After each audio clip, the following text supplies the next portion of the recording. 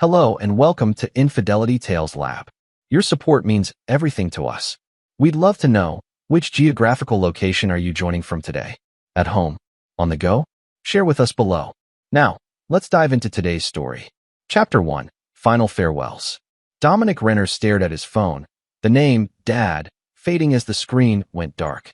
His father was dead. A heart attack, they said. Quick and painless. Dominic knew better. Nothing about Spencer Renner's life had ever been quick or painless. Running his palm over the smooth mahogany of his desk, Dominic gazed through the floor-to-ceiling windows of his office at the Boston skyline. At 42, he'd built an empire in private security that his father, a hardened Marine turned construction worker, had never fully understood. Another late night, his wife Audrey appeared in the doorway, her sleek blonde hair cascading over her shoulders. After 15 years of marriage, she still moved with the grace that had first caught his attention at a charity gala. He'd been providing security. She'd been serving champagne and ambition in equal measure. My father died. The words felt hollow. Oh, a beat passed. When's the funeral? I need to arrange it. Dominic stood, already mentally cataloging what needed to be done. I'll be heading to Vermont tonight. Probably be there a few days. A shadow crossed Audrey's face. But the Westfields party is this weekend. We've been planning for months. Your contacts will all be there. My father is dead, Audrey. You haven't spoken to him in what, 3 years? She stepped closer. You've complained about him your entire life. Now suddenly you're dropping everything. Dominic's jaw tightened. He was still my father. And I'm your wife. We have plans, responsibilities, opportunities. Her hand slid up his arm. Send flowers. Make a donation. But you don't need to upend our lives for a man who never approved of them. Dominic gently removed her hand. I'm going to Vermont. I'll be back when it's done. He packed methodically, dark suits, dress shirts, the watch his father had given him when he graduated high school. The only thing Spencer had ever given him that mattered. As he loaded his suitcase into the Audi, Audrey appeared in the garage doorway. This is a mistake, Dom. He looked at her, really looked, and for a moment saw something unfamiliar in her eyes. Something calculating. Maybe, he acknowledged. But it's mine to make. The 4-hour drive north gave him time to think. About his father, the man who'd raised him alone after his mother's death, with all the tenderness of a drill sergeant. About their last argument, when Spencer had unexpectedly shown up at Dominic's office. You've got fancy suits now, but you're still that scrawny kid who needed my help, Spencer had growled. I built this company from nothing, Dominic had countered. Nothing? I put food in your mouth. I put ambition in your heart. Everything you were started with me. They hadn't spoken since. And now, as Dominic pulled into Shelburne, Vermont, population 7,717, he wondered if his father had been right. The funeral home was exactly as he expected.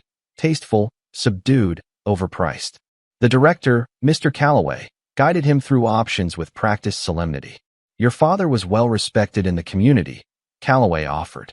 Military honors would be appropriate. Yes, Dominic agreed. And I want his friends from the construction company invited. Open bar afterward. When his phone buzzed with Audrey's name, he sent it to voicemail. By midnight, he'd secured the church, arranged for the casket, and drafted an obituary. In his father's sparse living room, surrounded by fishing trophies and military commendations, Dominic finally allowed himself a moment to feel. Not grief, exactly. Something more complex. Regret, perhaps. For words unsaid. For the stubborn pride they'd shared. His phone buzzed again. Audrey. 3 days, Dom. That's all I'm asking. Reschedule it. Your father won't care. He didn't respond. Chapter 2. Duty Bound. The second day in Vermont brought unexpected discoveries.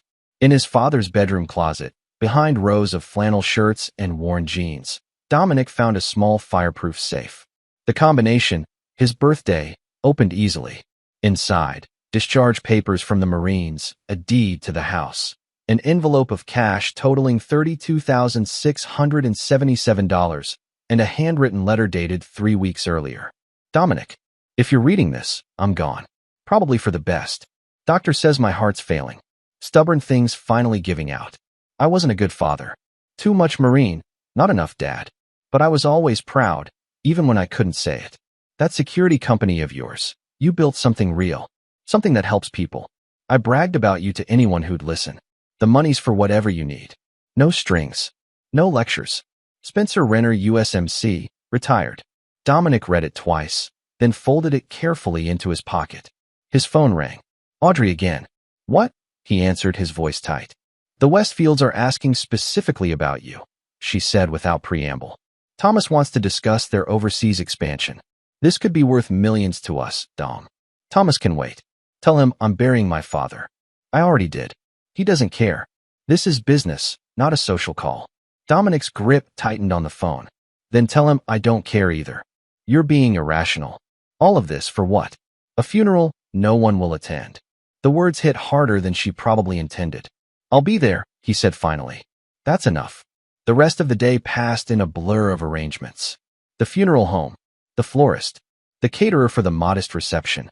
Each task anchored him, gave structure to the shapeless grief he couldn't quite access. That evening, he found himself at McSorley's, his father's favorite bar, a no-nonsense establishment that hadn't changed its decor since the 1970s.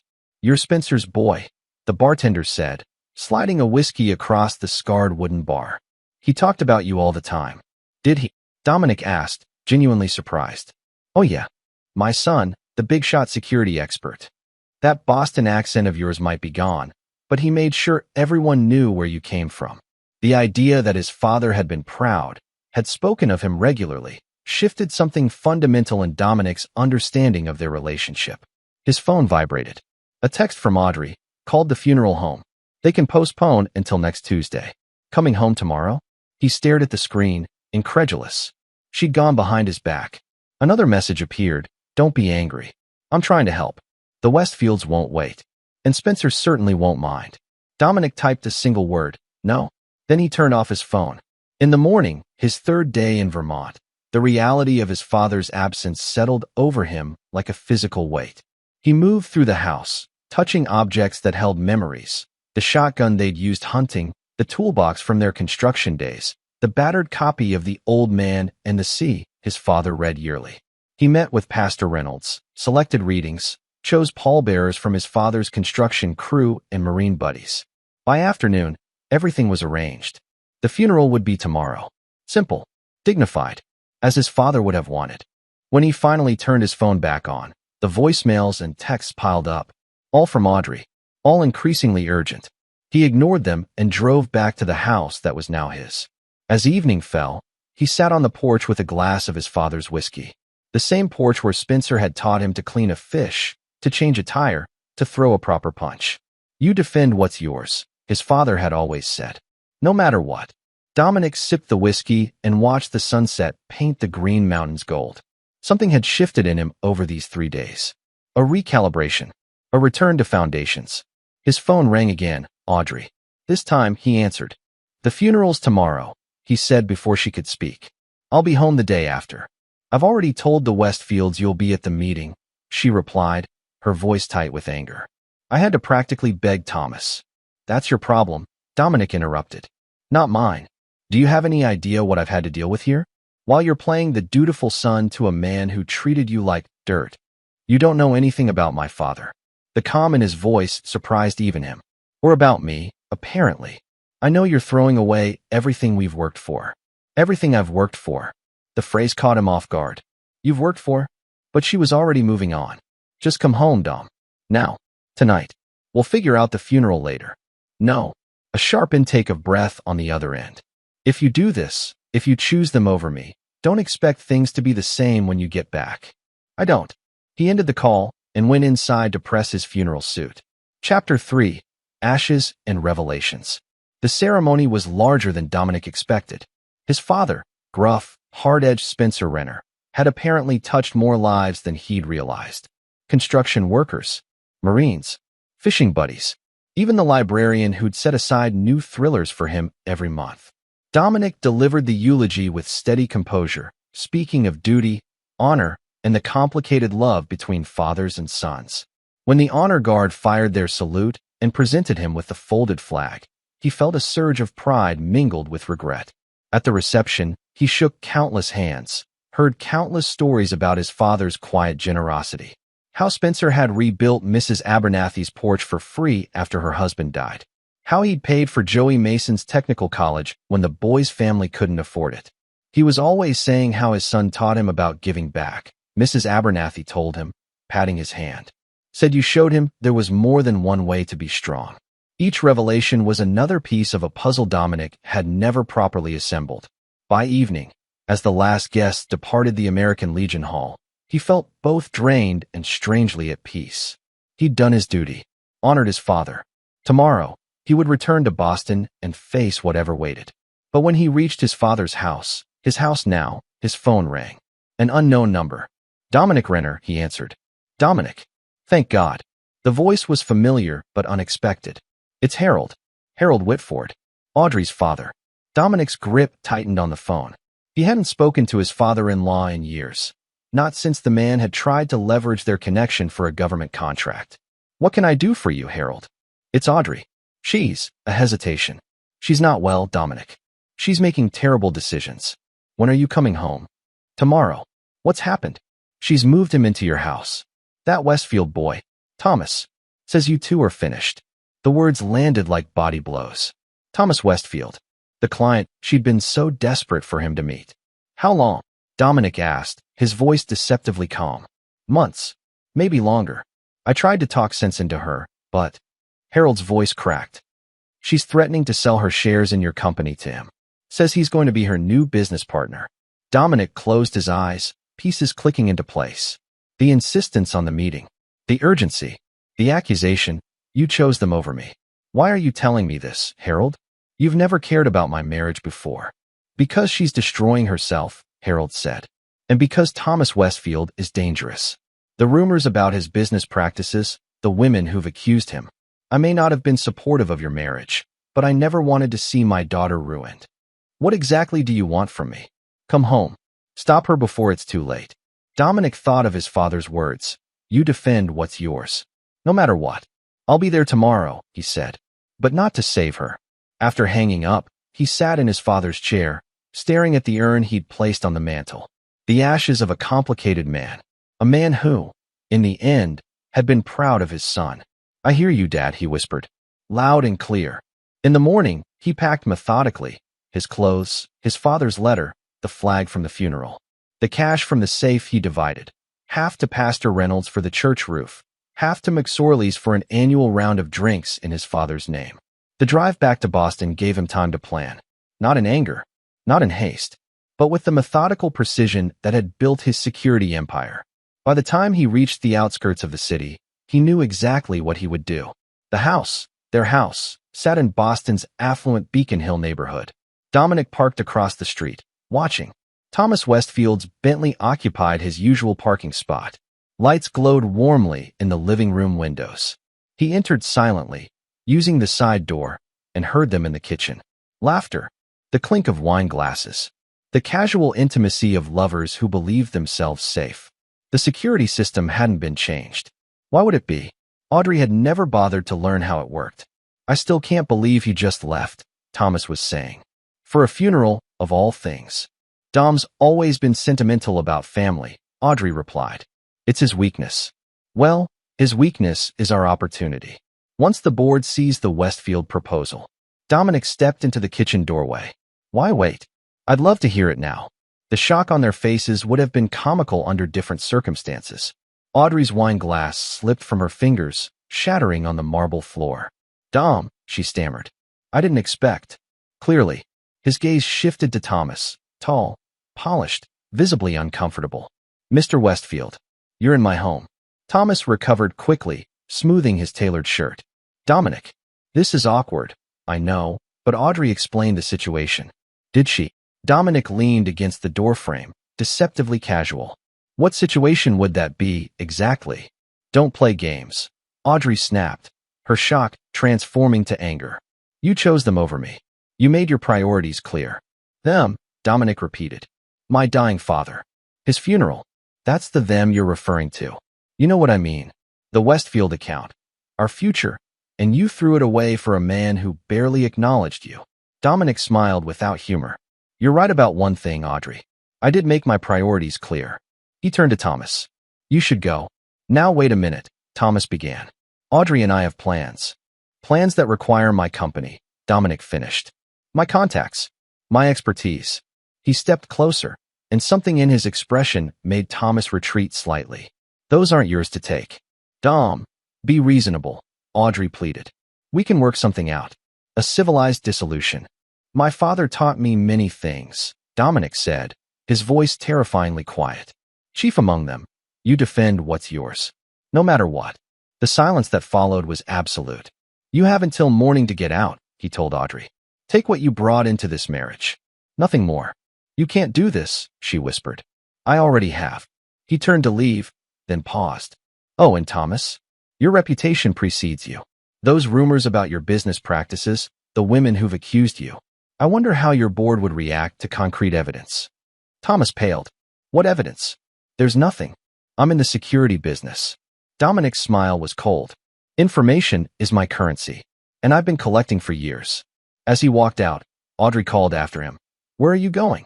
To honor my father, he replied without turning, and to prepare for what comes next. Chapter 4. The Inheritance of Scars. Dominic checked into the Four Seasons, ordered room service, and opened his laptop. The encryption on his private server, a system he designed himself, unlocked with his fingerprint and a 16-character password. Inside was the accumulated intelligence of years running Renner Security International. Not just client files, but insurance, information on competitors, corrupt officials, ambitious executives. People like Thomas Westfield. His phone buzzed, a text from Audrey. You're being irrational. Let's talk when you've calmed down. He didn't respond. Instead, he called his second-in-command, Maya Harrison. I need you to secure the office, he said without preamble when she answered. Change all access codes. Freeze all executive authorizations except yours and mine. Something I should know about, boss? Maya's voice was calm. In 5 years working together, he'd never heard her panic. Audrey's been compromised, and she'll likely try to access sensitive information. A beat of silence. Understood. Consider it done. And Maya? Schedule an emergency board meeting for tomorrow morning. 8 a.m. He hung up and turned back to his laptop, searching for a specific file, Thomas Westfield. The dossier was comprehensive, financial records, communication logs, behavioral reports. Nothing illegal in Dominic's possession of it. Westfield had applied to be a client 3 years earlier, triggering Renner Security's standard background investigation. What they'd uncovered had led Dominic to reject the application. Now, those same findings would serve a different purpose. His phone rang again, Harold Whitford. What happened? Harold demanded. Audrey's hysterical, saying you threatened her and Thomas. I gave her until morning to leave my house, Dominic replied evenly. Hardly a threat. This isn't what I wanted when I called you. What did you want, Harold? For me to beg? To forgive her? To pretend none of this happened? I wanted you to save her from herself, not throw her to the wolves. She chose the wolves, Dominic said. I'm just making sure they don't get what belongs to me in the process. After hanging up, he stared at the Boston skyline through the hotel window. The city lights blurred as his focus turned inward to memories long suppressed. His mother's funeral when he was 10. His father, stoic in uniform, teaching him that men don't cry in public. The lean years afterward, when Spencer worked double shifts to keep food on the table. The arguments when Dominic chose college over the Marines. The grudging pride when his security firm landed its first major contract. And Audrey, always Audrey, pushing him to want more, be more, achieve more, never satisfied with what they had. You need to schmooze more clients, Dom. Your expertise isn't enough. This house is fine, but imagine what connections we'd make in Beacon Hill. Your father doesn't understand our world. Why do you even bother trying to impress him? Had she ever loved him? Or had he simply been a vehicle for her ambitions? His phone buzzed with another text, not Audrey this time, but a Boston number he didn't recognize. You don't know me, but I know Thomas Westfield. We should talk. Mariah Voss. Dominic hesitated, then searched the name online. Mariah Voss, former financial analyst at Westfield Enterprises. Left suddenly 3 years ago. No public statement on her departure. He called the number. Mr. Renner, a woman's voice answered. Thank you for calling back. How did you get my number, Ms. Voss? I have friends at your company.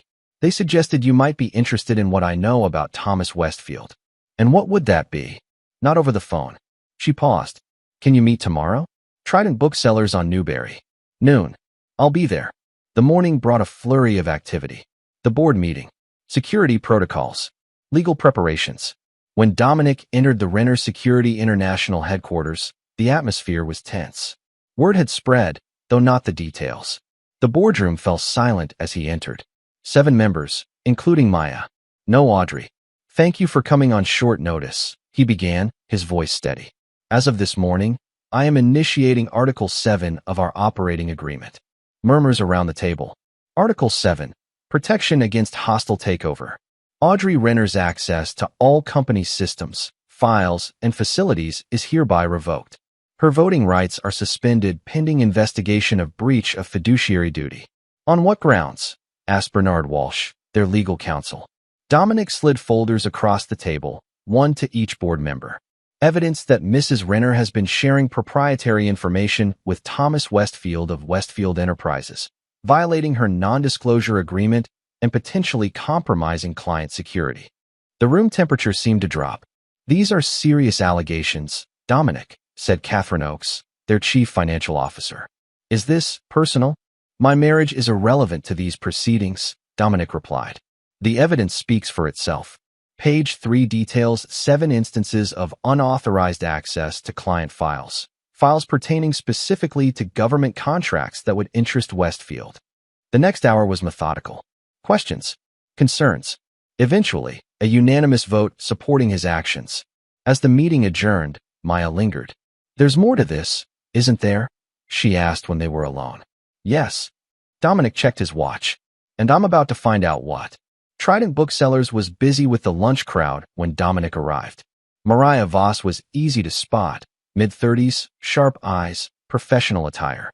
Thank you for meeting me, she said as he sat across from her. I've been following your company for years. You've built something impressive. You didn't ask to meet about my company, Dominic replied. Tell me about Thomas Westfield. She smiled slightly. Direct. I appreciate that. She opened her tablet and slid it across the table. 3 years ago, I was analyzing acquisition targets for Westfield Enterprises. I discovered irregularities in how they vetted these companies. What kind of irregularities? They weren't looking for profitable businesses. They were looking for vulnerabilities. She tapped the screen, showing a spreadsheet. Companies with key government contracts. Companies with proprietary technology. Companies with compromised leadership. Understanding dawned. They identify executives with exploitable weaknesses. Exactly. Gambling debts. Affairs. Substance abuse. She met his eyes. Or spouses with ambition beyond their means. Dominic's jaw tightened. Audrey was targeted. I believe so. When I raised concerns, I was terminated. Threatened with legal action if I spoke out. She took back the tablet. I've been gathering evidence since then. Waiting for the right ally. What do you want from me? Protection. And a platform. Together, we can stop Westfield before he destroys more companies, more lives. Dominic considered her carefully. You're taking a significant risk approaching me. Lesser risks haven't yielded results. She handed him a small drive. Everything I have is here. Whether you use it is your decision. As she stood to leave, Dominic asked, Why me? Why now? Because you just buried your father, she said simply. And men like you, men with something to protect beyond themselves, are rare in our world. The drive contained exactly what she promised. Internal Westfield documents, recorded conversations, financial trails. A methodical campaign to infiltrate and control companies with valuable government contracts, including Renner Security. By evening, Dominic had corroborated enough to be convinced. This wasn't just about his marriage. It was about a systematic attack on everything he'd built. His phone rang, Audrey again. This time, he answered. You've gone too far, she said immediately. The board? Really, Dom? Did you think I wouldn't protect my company? Our company, she corrected. I've been part of Renner Security since the beginning. As what? Window dressing? A social secretary? His voice remained calm. You brought nothing but connections, Audrey. Connections you're now trying to leverage against me. That's not. Stop lying. He cut her off. I know about Westfield's targeting strategy. I know you were approached over a year ago. Silence on the other end. What I don't know, he continued, is when you stopped being my wife and became his asset. You don't understand, she finally said, her voice smaller. Thomas showed me what we could become. the contracts we could secure, the power we could wield. We already had everything we needed. No, you had everything you needed. Your company, your rigid principles, your approval seeking from a father who couldn't even express basic emotion. Her voice hardened. What about what I needed? And what was that exactly? More? Always more. The naked ambition in her voice was startling. Do you know what it's like to be constantly hungry? To never feel satisfied? I know what it's like to be betrayed, he replied. By someone I trusted completely. Don't be melodramatic. This is business. No, Audrey. This is war. He paused. And you fired the first shot. After hanging up, Dominic stared at the drive from Mariah Voss. Then at his father's letter, which he'd kept in his pocket since finding it. I wasn't a good father. Too much Marine, not enough dad. Perhaps he hadn't been a good husband either. Too much security expert, not enough partner. But none of that justified what Audrey and Westfield were attempting. He picked up the phone and called Maya. How quickly can we implement Operation Firewall? He asked. The contingency plan? 24 hours, give or take. She sounded surprised. Are we under threat? Yes, he said. And it's time we responded accordingly. Chapter 5. The Ghost of Loyalty. Operation Firewall had been designed as a last resort, a complete security lockdown and strategic realignment in case of catastrophic breach. It had never been implemented. Until now. Over the next day, Dominic worked with Maya and a select team to sever all potentially compromised connections. Client files were migrated to new servers. Communication protocols were upgraded. Security clearances were re-verified. And, most importantly, a rumor was strategically leaked to the industry. Renner Security had developed breakthrough encryption technology that would revolutionize government communications. There is no such technology, Maya pointed out as they worked through the night. Westfield doesn't know that, Dominic replied, and he won't be able to resist pursuing it. While the operation progressed, Dominic received an unexpected visitor at his temporary office, a converted conference room isolated from the main systems. Mr. Renner? The receptionist called over the intercom. There's a Spencer Reeves here to see you. Says he's an old friend of your father's. Dominic frowned. The name was unfamiliar. Send him in. The man who entered was in his 60s, with the weathered look of someone who'd spent a lifetime outdoors. Military posture, watchful eyes. Thank you for seeing me, he said, extending a calloused hand. Spencer Reeves. I served with your father in Desert Storm. I don't recall him mentioning you, Dominic said, shaking the hand firmly. No reason he would have. We weren't close after the service. Reeves glanced around the office. Impressive operation you've got here. Spencer was proud. So I've heard. Recently. Dominic gestured to a chair. What can I do for you, Mr. Reeves? Actually, I'm here to do something for you. Reeves sat, setting a worn leather briefcase on his lap. Your father contacted me about 3 months ago. Asked me to hold on to something for him. Said if anything happened to him, I should wait until after the funeral to deliver it to you. From the briefcase, he withdrew a sealed envelope. Spencer said you'd know what to do with it when the time came. Reeves placed it on the desk. Also said to tell you, the ghosts are always watching. Dominic stared at the envelope. What does that mean? Marines speak. In our unit, ghosts were the eyes you couldn't see. The surveillance you never detected until it was too late. Reeves stood. Your father was a good man, Dominic. Tough as hell, but good. Whatever's in that envelope, he meant it to protect you. After Reeves left, Dominic opened the envelope with careful precision. Inside was a small flash drive and a handwritten note. Dominic, if you're reading this, then Reeves kept his word. Good man, Reeves. Been keeping tabs on your company. Impressive work. But something caught my attention 6 months ago. Someone asking questions about you in places they shouldn't be. Military contacts. Former associates. Looking for pressure points. I did some digging. The drive has what I found. Not much. I'm an old man with limited resources. But enough to point you in the right direction. Trust your instincts. They've gotten you this far. Dad. P.S. Your mother would be proud too. The drive contains surveillance photos, recorded conversations, notes. All tracking the same target, Thomas Westfield. Investigating Dominic's background, his business, his vulnerabilities.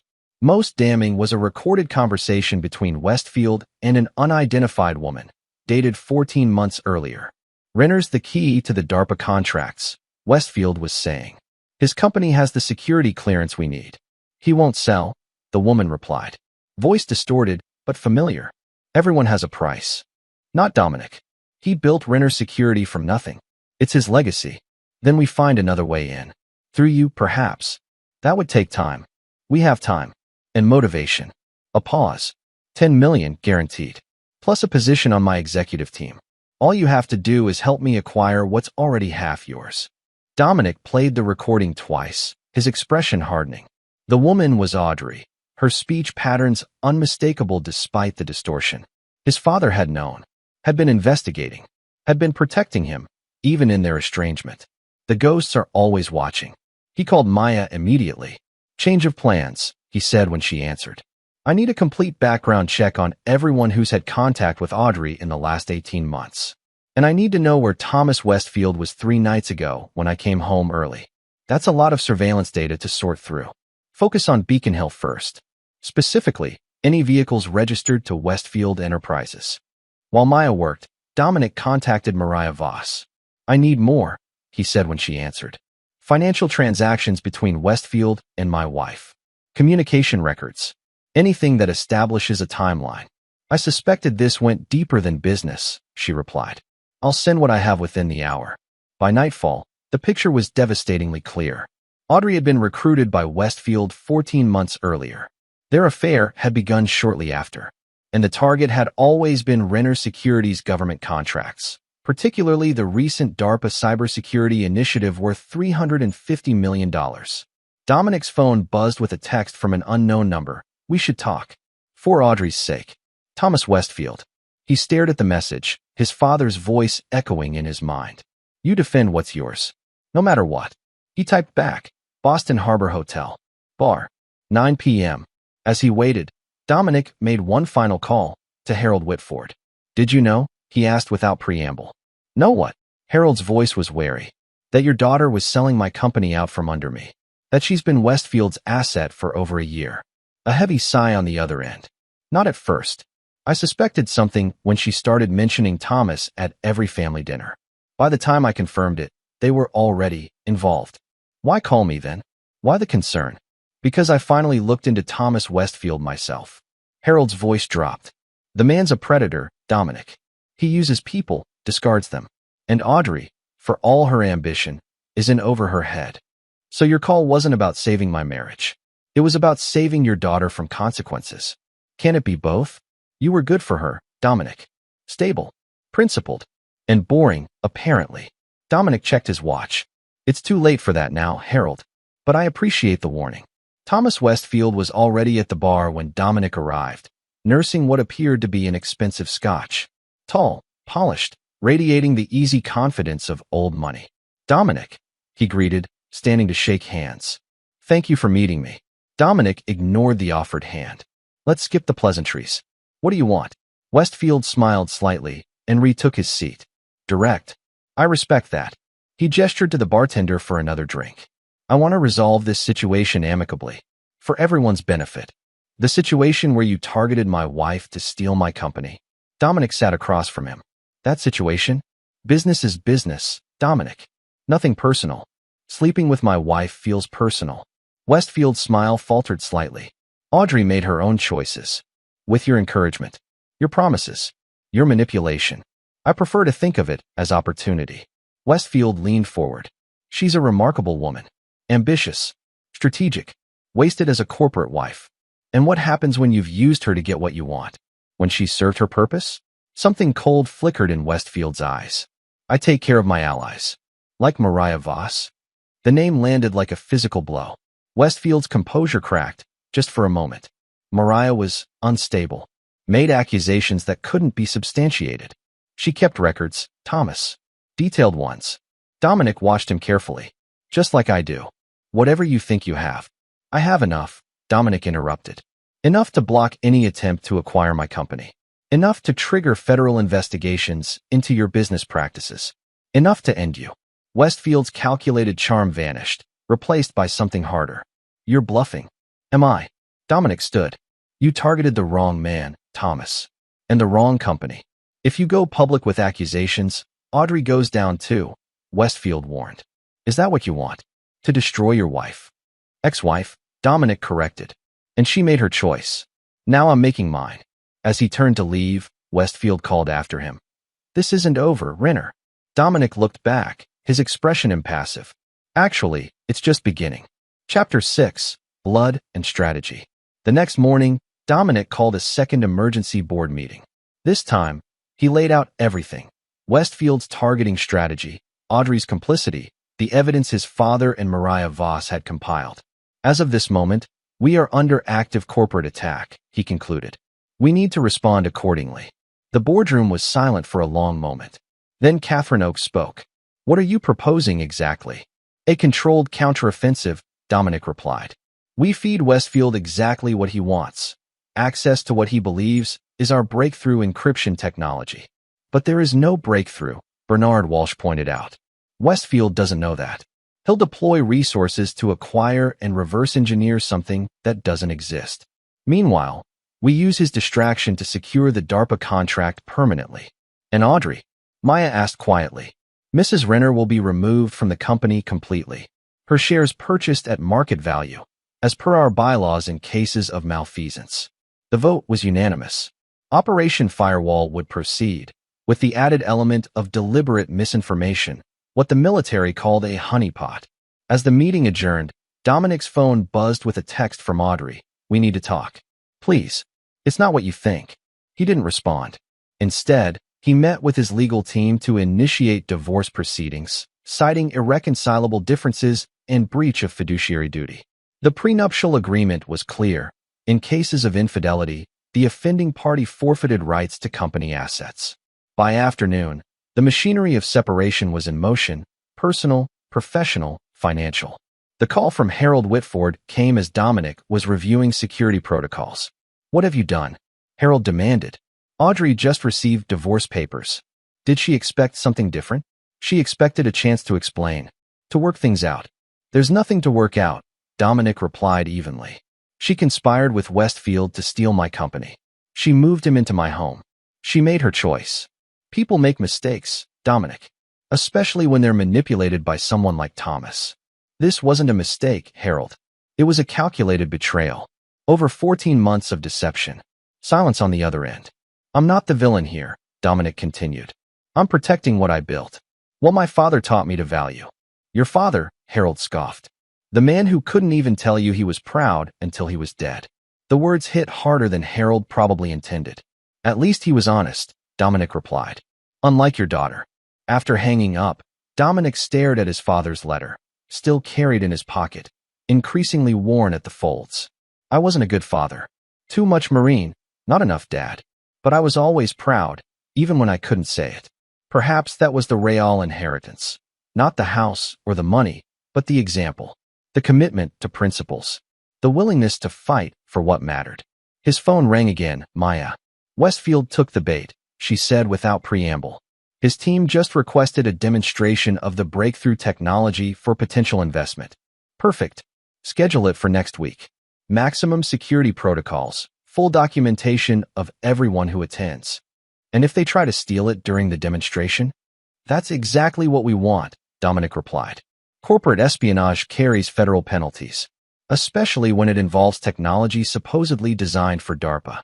As evening fell, Dominic returned to the Four Seasons, now his temporary residence until the divorce was finalized.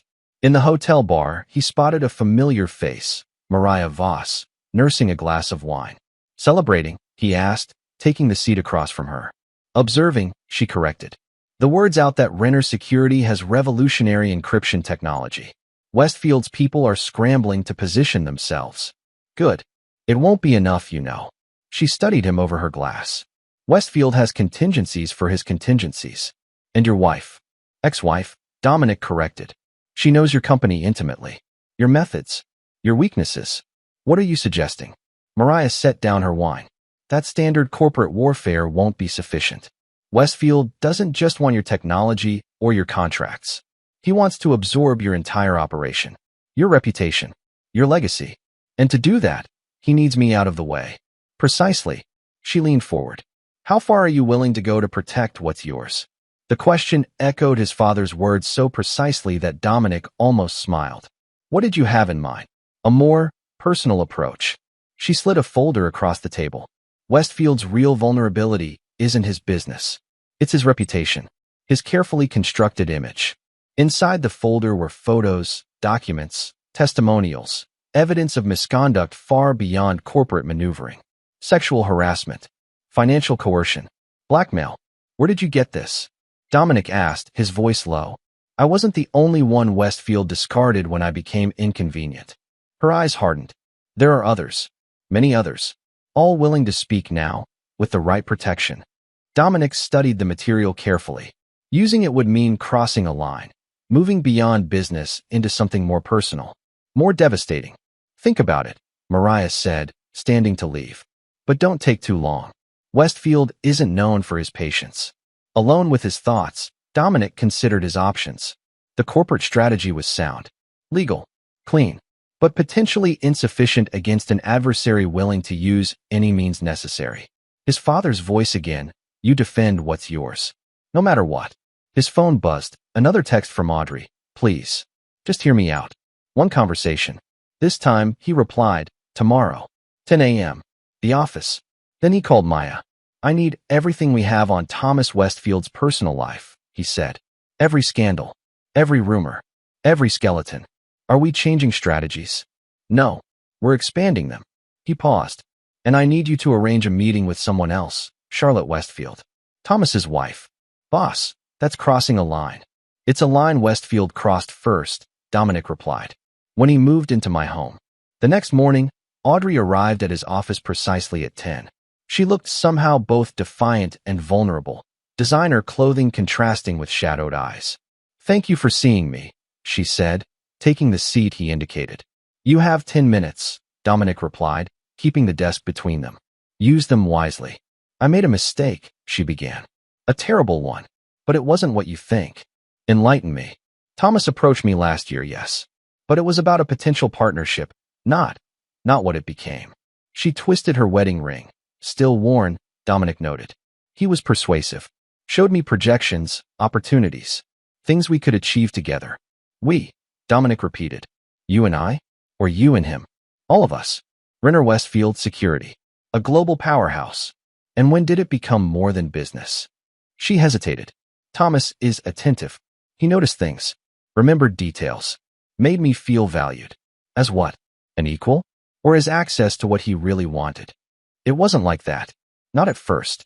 She looked down. The affair, it only started 3 months ago. After that argument we had about the Sullivan contract. Dominic remembered. A heated disagreement about accepting a client with questionable ethics, but enormous resources. So because I maintained standards, you found someone who didn't. Because you never listened. Her composure cracked slightly. Everything was always about your principles, your vision, your company. When was the last time you asked what I wanted? What did you want, Audrey? Recognition. Respect. A voice in decisions. Her eyes met his. I built connections for this company. I brought in clients. I entertained and networked and smoothed paths. And still, I was just Dominic's wife to everyone that mattered. For a moment, just a moment, Dominic felt a flicker of understanding. Then he remembered the recording. 14 months. $10 million. The calculated betrayal. 3 minutes left, he said. Make them count. Audrey's expression hardened. I want to negotiate. A clean break. I withdraw all claims to company shares in exchange for a settlement. You have no leverage here, Audrey. The prenup is clear. Your infidelity forfeits any claim. Infidelity has to be proven. And corporate law supersedes marital agreements when it comes to business assets. Dominic almost smiled. Now they were seeing the real Audrey. Calculating, strategic. You have nothing to negotiate with, he said. Your access is revoked. Your allies are exposed. Even your lover is reconsidering his investment in you. What are you talking about? Westfield met with 3 potential replacements yesterday. Young, ambitious women who could provide the same access you promised. The color drained from her face. You're lying. Am I?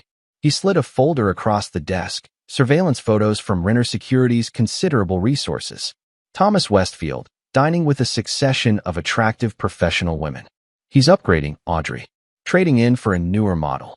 This doesn't mean anything, she whispered, but her hands trembled as she closed the folder. Your time's up, Dominic said, standing. The divorce proceeds is filed. Your belongings from the house will be delivered to wherever you're staying. I assume that's with Thomas. She stood as well, regaining some composure. You think you've won, but this isn't over. Thomas has resources you can't imagine. So do I. Dominic walked to the door. Resources my father helped me discover. Your father, she scoffed. The man was a tyrant who couldn't express basic human emotion. And you're just like him. Dominic opened the door. No, Audrey. I'm worse. As she left, he felt something shift inside him. The last vestige of the marriage they'd shared falling away, replaced by cold resolve. His phone buzzed with a text from Maya, meeting confirmed. Charlotte Westfield. 2 p.m. The battle lines were drawn. Operation Firewall was in motion. And Dominic Renner, son of Spencer, protector of legacies, was prepared to defend what was his, no matter the cost. Chapter 7. Calculated Risk. Charlotte Westfield met Dominic at a discreet cafe in Cambridge, neutral territory, far from financial districts and corporate surveillance. She wasn't what he expected. Where Thomas projected polished aggression, Charlotte radiated quiet intelligence. Elegant but understated, with observant eyes that assessed him carefully. Mr. Renner, she greeted him, extending a manicured hand. I must admit, your invitation was unexpected. Mrs. Westfield, thank you for meeting me. He took the seat across from her. I appreciate your discretion. Discretion has become something of a specialty. A small, practiced smile. Though I'm curious why the CEO of Renner Security would request a meeting with me rather than my husband. Because this conversation concerns you both. And because I suspect you already know why I'm here. Something flickered in her expression, a calculation. Thomas mentioned negotiations with your company. A potential acquisition. Is that how he described it? Dominic asked mildly. An acquisition? Among other things. She stirred her tea with measured precision. Thomas has many business interests, including my wife. Charlotte's stirring paused briefly, then resumed. I don't involve myself in Thomas's professional relationships. Professional. Dominic let the word hang between them. Is that what we're calling it? Mr. Renner, I'm sure you didn't invite me here to discuss marital politics. Why don't we get to the point? Very well. Dominic placed a folder on the table, different from the one he'd shown Audrey. This one contained financial records. Your husband's attempt to acquire my company isn't proceeding as he planned. In fact, it's about to become quite problematic for Westfield Enterprises. Charlotte didn't touch the folder. How so? The supposed encryption technology he's pursuing doesn't exist. It's bait. And when his team attempts to steal it, as they inevitably will, federal authorities will be waiting. That's a serious accusation. It's a serious situation. Dominic leaned forward slightly. One that will impact not just Thomas, but everyone connected to him, including you and your children. At the mention of children, Charlotte's composure wavered slightly. What exactly do you want from me, Mr. Renner? Information, leverage, understanding of what I'm truly dealing with. He met her gaze directly. And perhaps an ally. You think I would betray my husband? I think you're a Harvard-educated former prosecutor who left a promising career to manage the Westfield Family Foundation. I think you've spent 15 years building a reputation for ethical philanthropy while your husband built his through very different means. Dominic paused. And I think you have more to lose than anyone if Thomas's methods become public. Charlotte was silent for a long moment, studying him with new intensity. You've done your research, she finally said. It's what my company does best.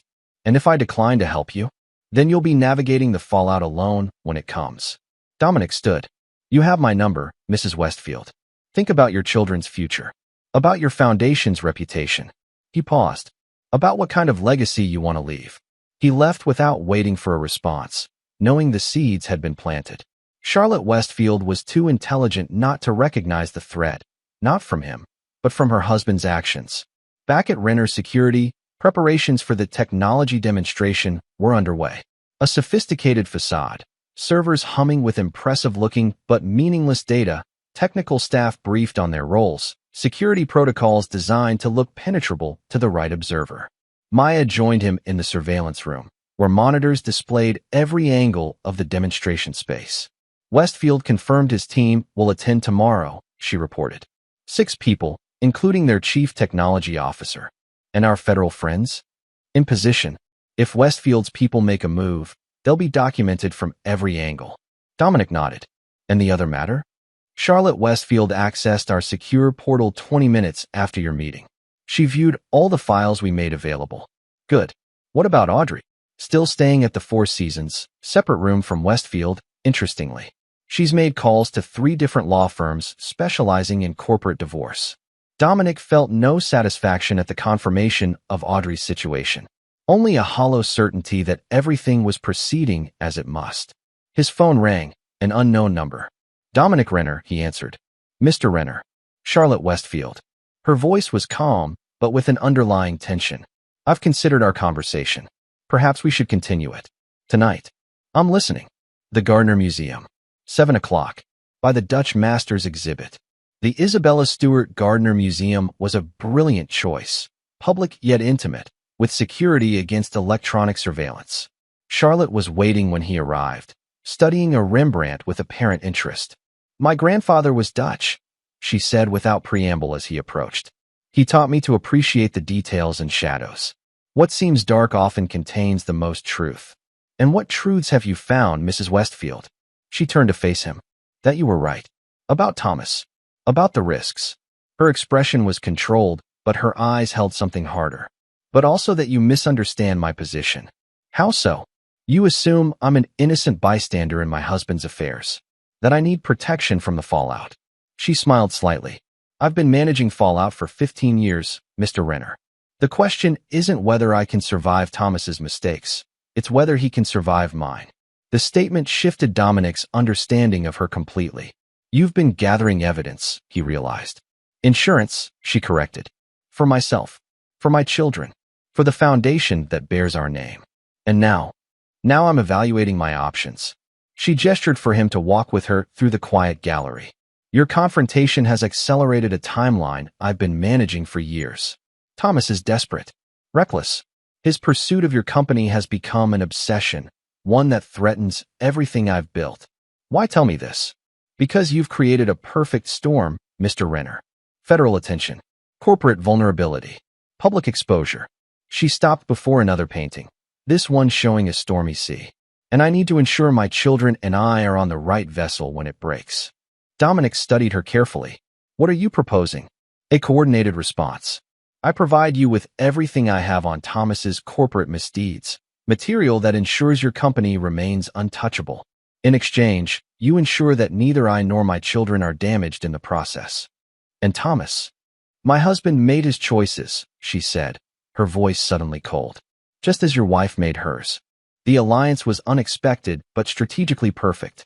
By morning, Dominic had Charlotte's files, meticulous records of years of corporate manipulation, sexual misconduct, and financial impropriety. The demonstration for Westfield's team proceeded exactly as planned.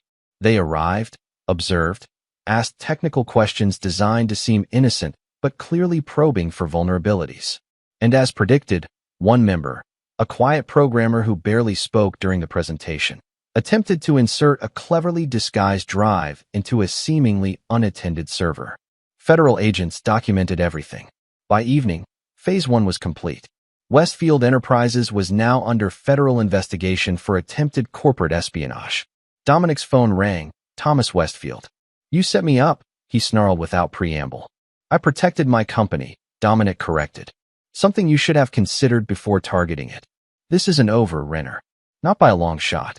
Actually, it is. Check your email. There was silence as Westfield presumably did so, finding the comprehensive dossier Dominic had compiled, combined with Charlotte's evidence. Where did you get this? Westfield's voice had lost its edge, replaced by something approaching fear. You made too many enemies, Thomas.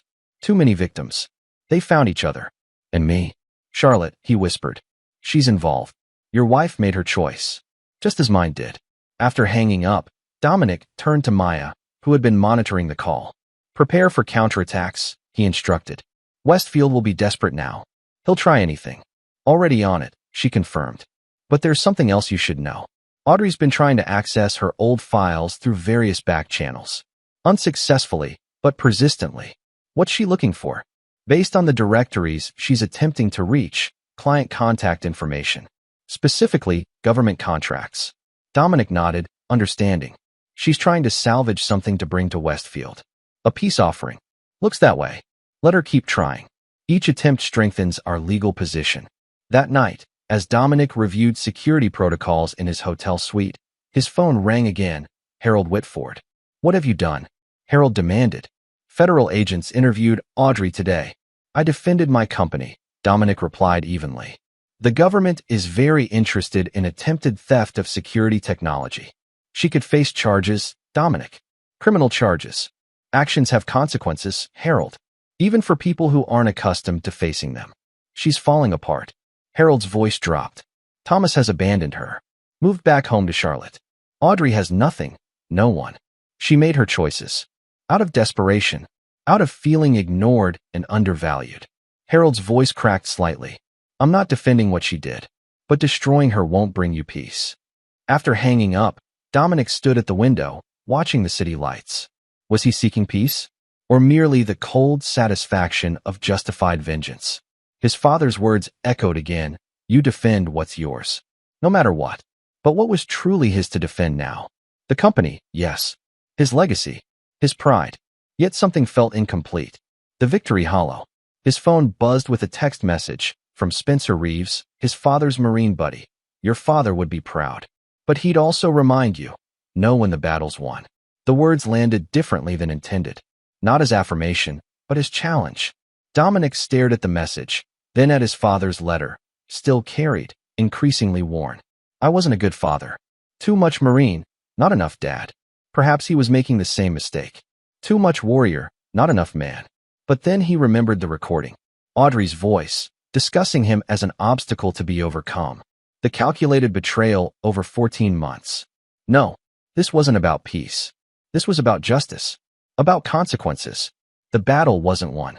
Not yet. Chapter 8. The Fall. The federal investigation into Westfield Enterprises expanded rapidly, fueled by Charlotte's evidence and the documented espionage attempt. Thomas Westfield's carefully constructed empire began showing cracks, stock prices falling, clients distancing themselves, board members calling emergency meetings. Dominic watched from a careful distance, neither gloating nor intervening. His focus remained on securing renter security and completing the divorce proceedings. The call from Mariah Voss came 3 days after the demonstration. Westfield's board is meeting tomorrow, she reported. Rumor has it they're discussing a leadership change. Charlotte's influence? Dominic asked. Partly, but mostly fear. No one wants to go down with him. And Audrey? Isolated. Desperate. She's been trying to contact former clients, offering insider information in exchange for positions, investments, anything. The news should have satisfied him. Yet it left a strange emptiness. His phone buzzed with another text. Audrey, I have nothing left. Are you happy now? He didn't respond. Instead, he called Maya. I need everything we have on Audrey's recent activities. Every call, every meeting, every attempt to access company information. Planning another move against her? Maya asked cautiously, planning to understand what we're still facing. The report arrived an hour later, comprehensive and disturbing. Audrey hadn't just been trying to salvage relationships. She'd been actively shopping sensitive information about Renner Security's government contracts, offering details that could compromise national security protocols. Dominic stared at the evidence, a cold fury building. This wasn't just betrayal of their marriage or his company. This was betrayal of everything he'd built his reputation on, the security and safety of clients who trusted him. He made 2 calls. The first to his federal contacts, alerting them to the national security implications. The second to Bernard Walsh, Renner Security's legal counsel. I need to add charges to the divorce filing, he explained, and prepare for potential criminal complaints. Dominic, Bernard said carefully, I understand your anger, but this crosses into territory that could have severe consequences for Audrey. She crossed that territory first, Dominic replied, when she tried to sell information that could put lives at risk. The machinery of justice moved swiftly after that. Federal agents interviewed Audrey again, this time with much more serious implications. Her assets were frozen pending investigation. Her passport was flagged. The call from Harold came that evening, frantic, desperate. They're saying she could face espionage charges, Dominic. 10 to 20 years. She attempted to sell classified information, Harold. That's the definition of espionage. She's my daughter. Your wife. Ex-wife, Dominic corrected. And she made choices with clear consequences. This isn't justice. It's vengeance. You're destroying her. No, Harold. She destroyed herself. After hanging up, Dominic sat in silence, his father's urn now placed on the hotel room desk. Was this what Spencer would have wanted? This cold, methodical dismantling of someone he'd once loved? His phone rang again. Charlotte Westfield. It's done, she said without preamble. The board voted unanimously. Thomas has been removed as CEO, pending investigation. I've been named interim chair. Congratulations, Dominic replied, genuinely impressed by her strategic maneuvering. This isn't celebration, Mr. Renner. This is survival. Her voice was cool, controlled. Thomas will now focus his anger entirely on you. Be prepared. I always am. No, you're not. A hint of something almost like concern crept into her tone. Because you still think this is business. For Thomas, it's now entirely personal. The warning proved prescient. That night, as Dominic returned to the hotel, a black SUV swerved toward him in the parking garage. Only his military-honed reflexes saved him, diving between parked cars as the vehicle crashed into the space he'd occupied seconds earlier. Two men emerged, professional, focused, armed. Not amateurs. Not a random attack. Dominic moved silently through the shadowed garage, using parked cars as cover. His training, both military and from years in security work, guided his movements. When the first man rounded a sedan, Dominic was waiting. The fight was brief, efficient. Dominic disarmed him with practiced precision, using the man's momentum against him. The second attacker appeared moments later, more cautious but equally determined. This confrontation lasted longer, more brutal. A knife appeared. Dominic felt the sting as it grazed his arm, then the satisfying impact as he broke the man's wrist. When both attackers lay unconscious, Dominic called not the police, but his own security team. This was company business now. Secure them, he instructed when Maya arrived with two operatives. I want to know who hired them. You need medical attention, Maya pointed out, eyeing the blood seeping through his sleeve. Later. This takes priority. The attackers were transported to a secure Renner facility, one used for training scenarios and equipment testing. The interrogation was professional, methodical. No violence needed, just the slow, systematic dismantling of resistance. By morning, they had confirmation. Thomas Westfield had hired them through intermediaries, with instructions to deliver a message. Message delivered, Dominic murmured, examining the stitches in his arm. Just not the one he intended. With this evidence, he contacted his federal liaisons again. Attempted murder added to Westfield's growing list of charges. But the escalation troubled him. Westfield was becoming increasingly unstable, increasingly dangerous. And that made him unpredictable. Dominic's phone rang, an unknown number. Dominic Renner, he answered cautiously. Mr. Renner. It's Charlotte Westfield. Her voice was tight, controlled. There's a situation you should be aware of. Thomas has left the country. Private jet, unauthorized departure from a small airfield outside the city. The federal authorities are already alerted. But that's not why I'm calling. A pause. Before he left, Thomas accessed our private accounts, transferred significant funds, and he mentioned Audrey. Dominic's grip tightened on the phone. What about her? He said she still had something valuable, something worth salvaging. Charlotte's voice dropped. He said she was his insurance policy. The implications were clear. If Audrey still had access to classified information she hadn't yet divulged, she represented both a vulnerability and an asset. Where is she now? Dominic asked. Unknown. She checked out of the Four Seasons yesterday morning. After hanging up, Dominic immediately called Maya. I need Audrey's current location. Now. Already tracking it, Maya replied. After the garage incident, I put surveillance on everyone connected to Westfield, Audrey included. And last confirmed sighting was at her father's house in Cambridge. 20 minutes ago, she left in Harold's car. Direction? East. Toward Logan Airport. Dominic's mind raced through scenarios. If Audrey was planning to join Thomas, she'd need to clear immigration. With her passport flagged, that should be impossible, unless Thomas had provided alternative documentation. Given his resources, entirely plausible. Alert federal authorities, he instructed, and get me everything on Harold Whitford's movements in the last 24 hours. As he drove toward Logan, Dominic called Harold directly. No answer. Voicemail full. His next call was to his federal contact, Agent Larson. Audrey Renner may be attempting to flee the country, he explained. Possibly with classified information. Possibly to join Thomas Westfield. We're already on it, Larson assured him. All terminals are covered. If she shows, we'll intercept. But something didn't feel right. Audrey was many things, but stupid wasn't one of them. The obvious route would be too risky. Check private airfields, Dominic suggested. Westfield left from one. She might try the same. Already done.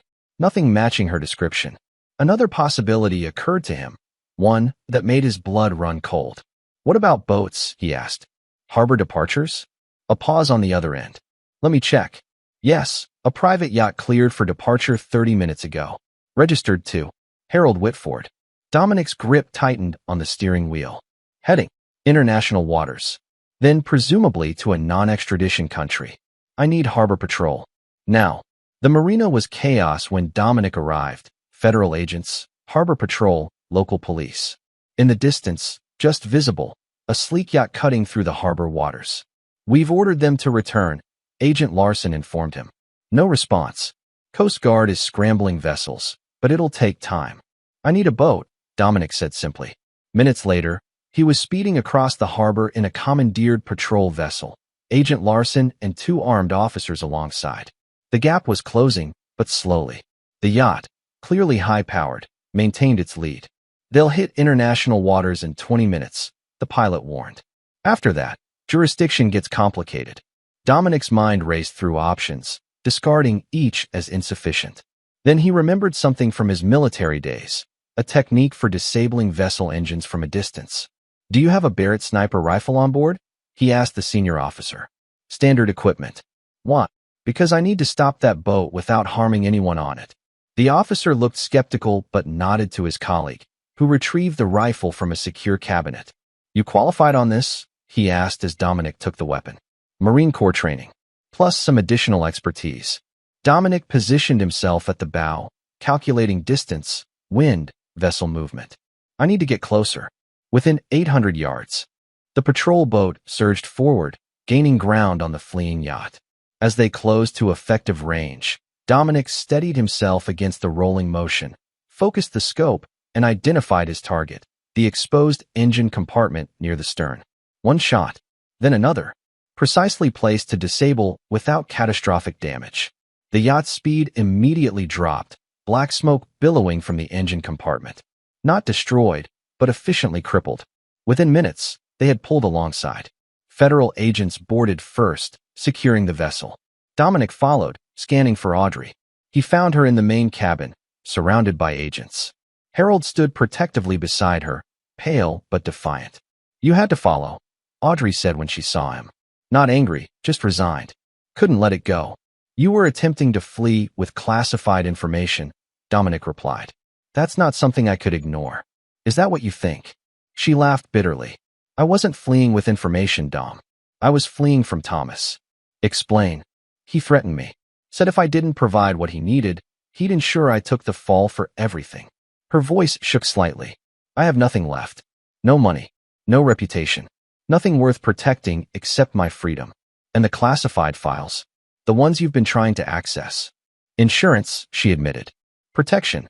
Something to bargain with if Thomas sent people after me. She met his gaze directly. I never intended to share them. Just to have leverage. Dominic studied her carefully, looking for the lies. Finding instead something unexpected, fear. Genuine fear.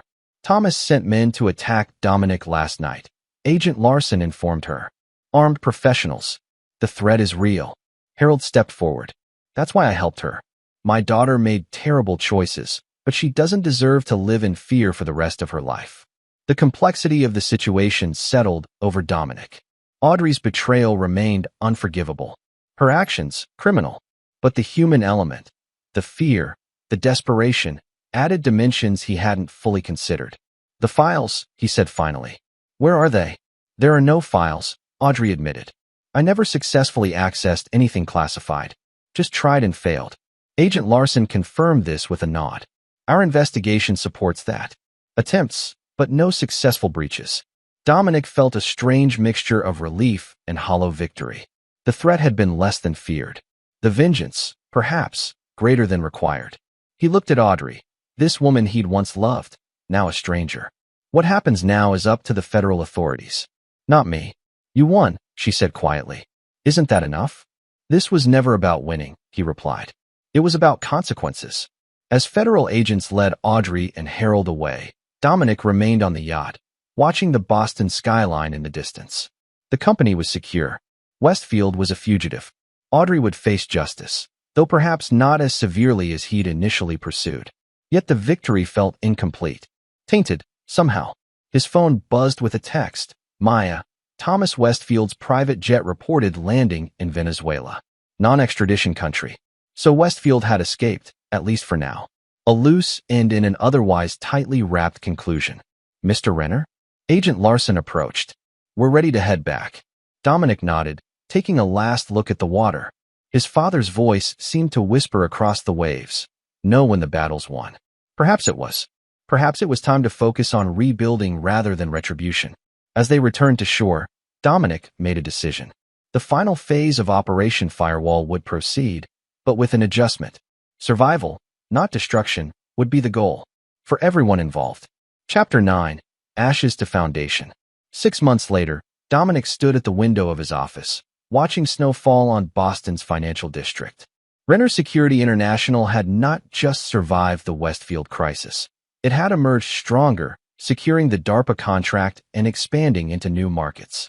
The door opened behind him, Maya, with the quarterly reports. Numbers look good, she said, placing the folder on his desk. Stocks up 22% since last quarter. The government contracts are solid, and the new cybersecurity division is exceeding projections. And our special projects? Proceeding as directed. She handed him another, thinner folder. Though I still question the strategy. Inside were updates on the 3 initiatives Dominic had personally authorized and personally funded in the aftermath of the Westfield affair. First, a legal defense fund for Audrey. Not to exonerate her, but to ensure fair representation as she faced reduced charges of attempted corporate espionage.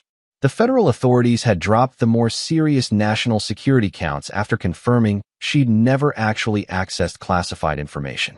Second, a monitoring program tracking Thomas Westfield's activities in Venezuela. Not for retribution, but for security, ensuring he couldn't rebuild his network or pose future threats. Third, and most significant, the Renner Foundation for Corporate Ethics, established in his father's memory, dedicated to preventing predatory business practices and supporting whistleblowers like Mariah Voss. The foundation's first conference is next month, Maya noted. Charlotte Westfield has confirmed she'll deliver the keynote. Dominic nodded, unsurprised. Charlotte had proven herself not just a survivor, but a reformer, restructuring Westfield Enterprises into a model of corporate transparency. Their alliance had evolved into a mutual respect, if not quite friendship. Any word from Harold? He asked. Regular updates, as requested. Audrey's house arrest ends next month. The therapy seems to be helping. Maya hesitated. He asked again if you'd consider meeting with her. No. Dominic's response was immediate, certain. That chapter is closed. And it was. The divorce had been finalized 4 months earlier. Audrey had lost her claims to company shares, but received a settlement sufficient for a modest restart. Not from obligation, but from Dominic's recognition that total destruction served no constructive purpose. There's one more thing, Maya said, handing him a final document. From Spencer Reeves. He said it was the last item your father left with him, to be delivered only when everything else was resolved. Dominic took the envelope, identical to the one that had contained the flash drive months earlier. Inside was a single photograph, Spencer Renner in his Marine uniform, arm around a much younger Dominic at his high school graduation. On the back, in his father's distinctive handwriting, the battle ends. The legacy continues. Proud of you, son. Dominic placed the photo carefully on his desk, next to the urn containing his father's ashes. Then he turned back to Maya. Schedule a trip to Vermont next week, he said. There's something I need to do.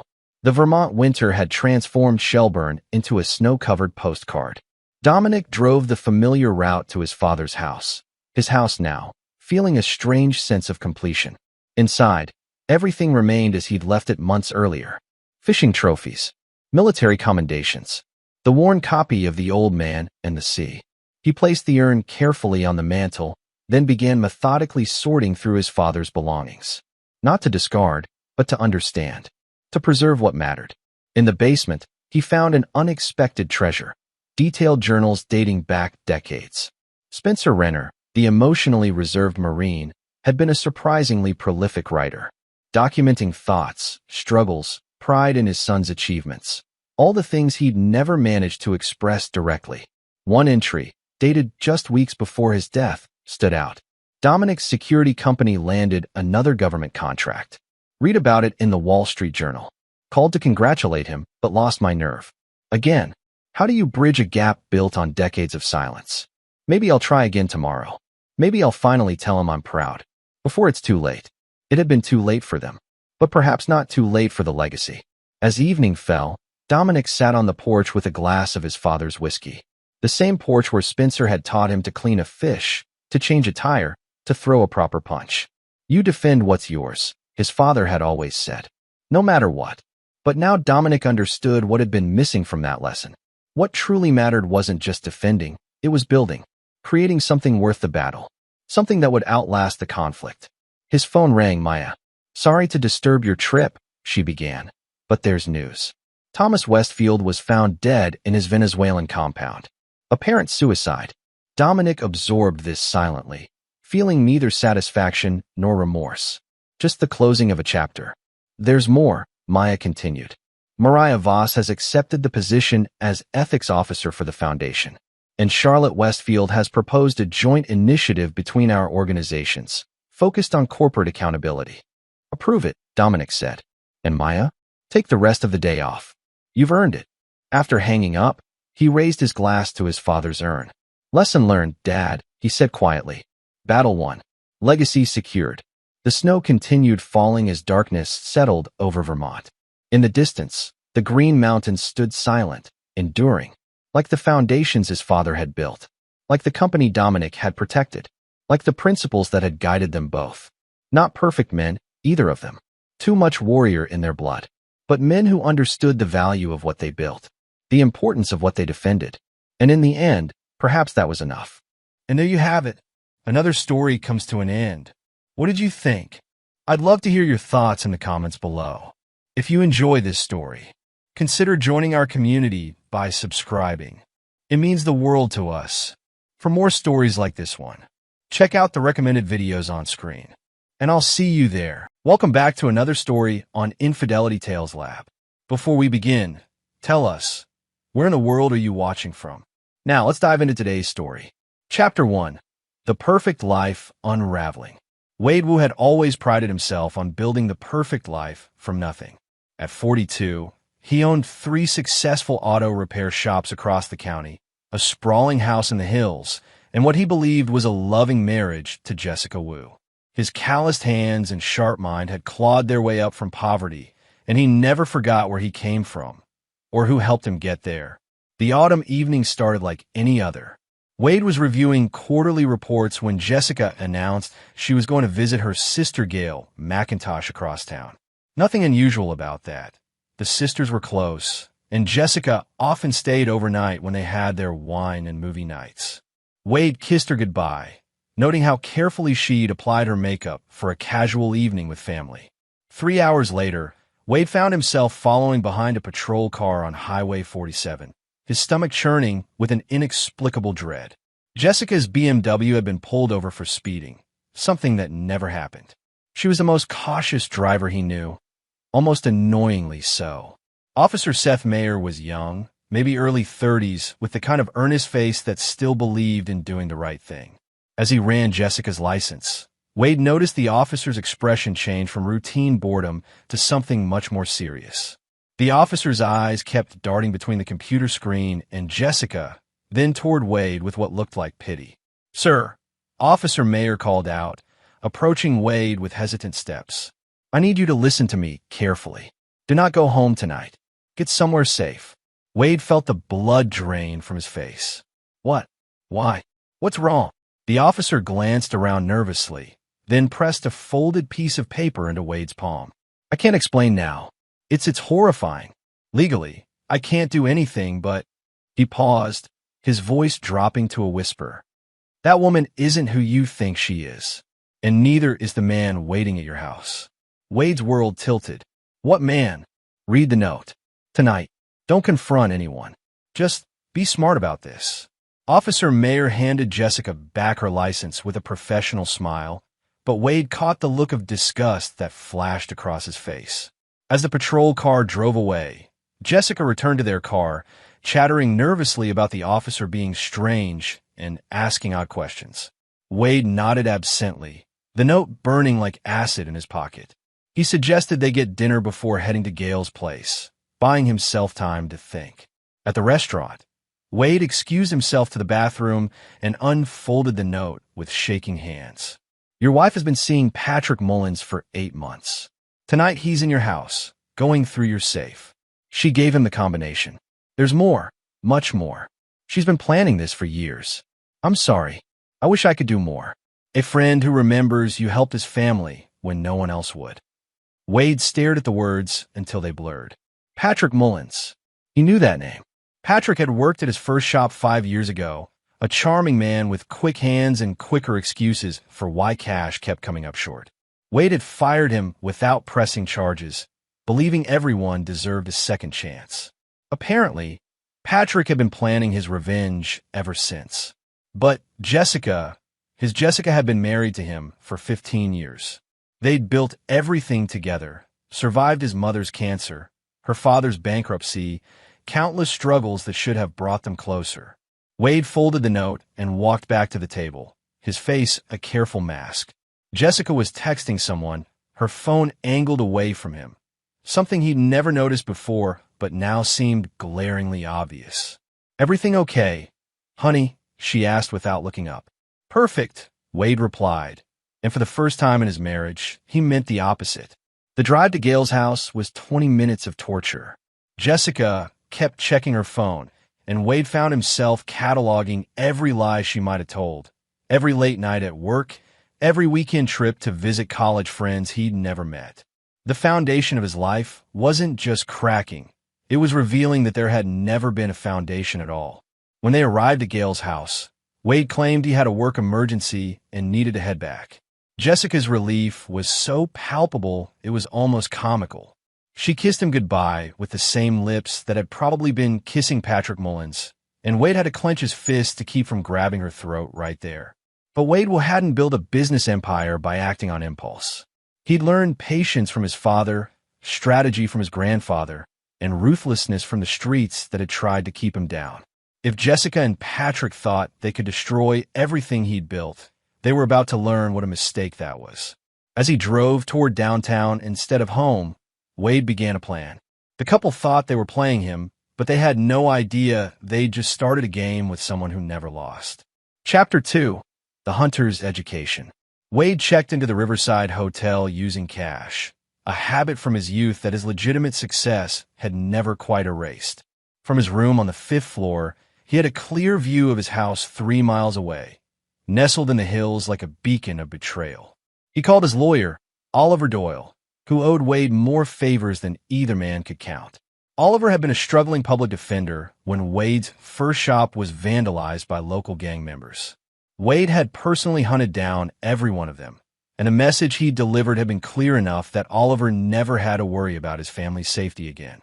Oliver, I need surveillance equipment, professional grade, and I need it delivered to my hotel room within 2 hours. Wade, it's almost midnight. 2 hours, Oliver. And I need complete documentation on Patrick Mullins. Employment history, criminal record, financial statements, known associates.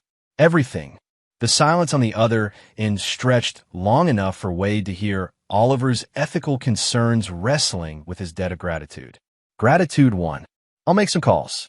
While waiting, Wade sat by the window and watched his house through a pair of binoculars he'd retrieved from his car. At 12:47 a.m., a figure emerged from the side door, his side door, the one only family was supposed to use. Even from this distance, Wade could make out Patrick's distinctive swagger, the way he moved like he owned whatever space he occupied. Patrick was carrying something. A bag that looked suspiciously like the emergency cash stash Wade kept in his study. Wade's phone buzzed with a text from Jessica, staying at Gail's tonight. She's having a hard time. Love you. He didn't respond. Oliver arrived personally at 2:15 a.m., carrying a case that looked like it belonged to a private investigator. GPS trackers, audio surveillance, micro cameras, and a complete digital file on your friend Mullins. He paused. Wade, whatever you're thinking of doing, I'm thinking of protecting what's mine. The legal system. The legal system protects people like them. Wade's voice was flat, emotionless. I protect people like me. Oliver left without another word, and Wade spent the next hour studying Patrick Mullins' life like a general studying enemy territory. The man was a textbook narcissist with a long history of seducing married women, draining their bank accounts, and disappearing before consequences could catch up. He'd done it in 3 different states, always staying just on the right side of criminal charges. But Patrick had made a crucial error this time. He'd chosen Wade Wu's wife. Wade began with the surveillance equipment, planning entry points and camera angles. But as he studied Patrick's pattern of behavior, a much more elegant plan began to form. Patrick wasn't just a thief. He was predictable. He followed the same playbook every time. Seduce the wife, gain access to finances, create dependency, then extract everything possible before moving on. The pattern suggested Patrick would want to completely destroy Wade's life, not just rob him.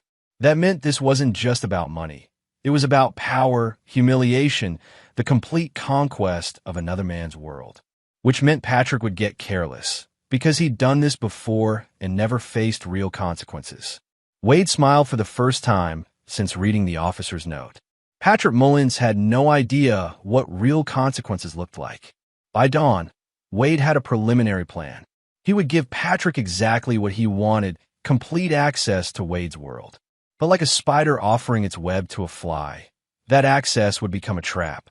Wade's phone rang. Jessica. Hi, honey. How did your emergency go? Fine. Just a problem with the Morrison contract. The lie came easily. How's Gail? Better. Listen, I might need to stay another night or 2. She's really struggling. Of course. Take care of your sister. After hanging up, Wade looked up Gail McIntosh's phone number. Time to test just how elaborate Jessica's deception was. Gail, it's Wade. I just wanted to check on you and make sure you're okay. The confusion in Gail's voice was answer enough. She was fine, hadn't seen Jessica in 2 weeks, and had no idea what Wade was talking about. Wade thanked her and hung up, adding another lie to his mental ledger. Jessica hadn't just betrayed him. She'd crafted an entire alternate reality to do it. The sister visits, the work emergencies, the girls' weekends. How much of his wife's life had been fiction? But Wade had grown up on the streets before building his empire. And one thing the streets had taught him was that people who lived in fantasies died when reality came calling. It was time to introduce Patrick and Jessica to reality. Chapter 3. The Foundation of War. Wade returned home that afternoon, walking through his house like a crime scene investigator. Everything looked normal, but now he knew what to look for. The safe in his study had been opened and closed, but whoever had done it was skilled. No scratches on the lock, no disturbed dust patterns. Professional. He checked the hidden camera he'd installed in his study years ago after a break-in scare.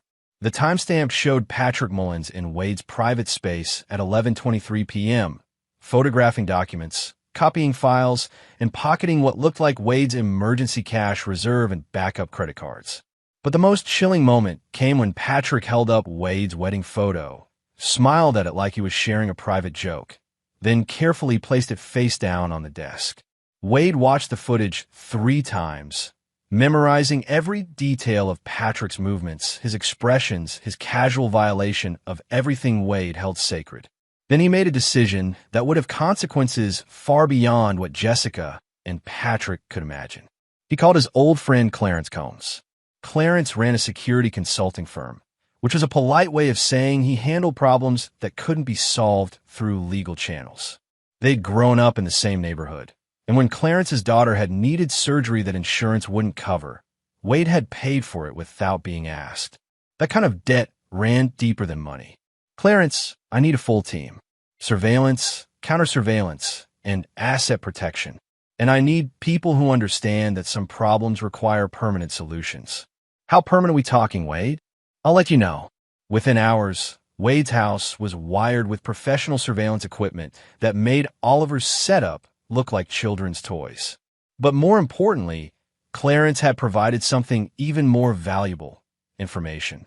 "Your boy Patrick has debts," Clarence reported over dinner at a truck stop outside town. "Serious debts. To serious people. He owes money to some Russian import-export specialists who don't accept payment plans. Word is, he needs a big score soon, or he's going to have more problems than a cheating wife can solve." "How much does he owe?" "$250,000. Plus interest that compounds daily." Wade leaned back in his booth, pieces clicking into place. "So Jessica isn't just his target. She's his lifeline. Gets better. I ran some checks on your wife's financial activity. She's been moving money for months. Small amounts, different accounts, always just under the reporting thresholds. Someone taught her how to wash money without triggering flags." The waitress refilled Wade's coffee, and he waited until she was gone before speaking. "How much? Best estimate?" "She's moved about $400,000 over the past year. Money that came from your business accounts, your personal savings, even small amounts from your retirement fund." Wade's vision went red around the edges. For $100,000. Money that represented years of 18-hour days. Deals made in back alleys and boardrooms. Risks that had paid off through sweat and blood and sheer force of will. "There's more," Clarence continued. "The money didn't just disappear. It's been invested. Real estate purchases in Patrick's name, some offshore accounts, a few business ventures that don't exist on paper. They've been building a future together, Wade. A future financed by your past." Wade set down his coffee cup with deliberate care. "I want to know everything. Every account, every purchase, every lie they've told each other. I want to know what they eat for breakfast and what they dream about at night." And then Wade met his old friend's eyes, and Clarence saw something there that made him glad they were on the same side. "Then I'm going to give them exactly what they deserve." That night, Wade lay in his bed, the bed he'd shared with Jessica for 15 years, and stared at the ceiling. Tomorrow, he would begin implementing a plan that would make Patrick and Jessica's betrayal look like a children's game. They thought they were stealing his life, but they were about to discover that some men couldn't be stolen from. They could only be awakened. His phone buzzed with another text from Jessica. "Miss you. Home tomorrow night. Can't wait to see you." Wade typed back, "Can't wait either. We need to talk about our future." For once, he was telling the truth. Chapter 4. The Web Expands. Wade woke before dawn and went through his morning routine like a man preparing for war.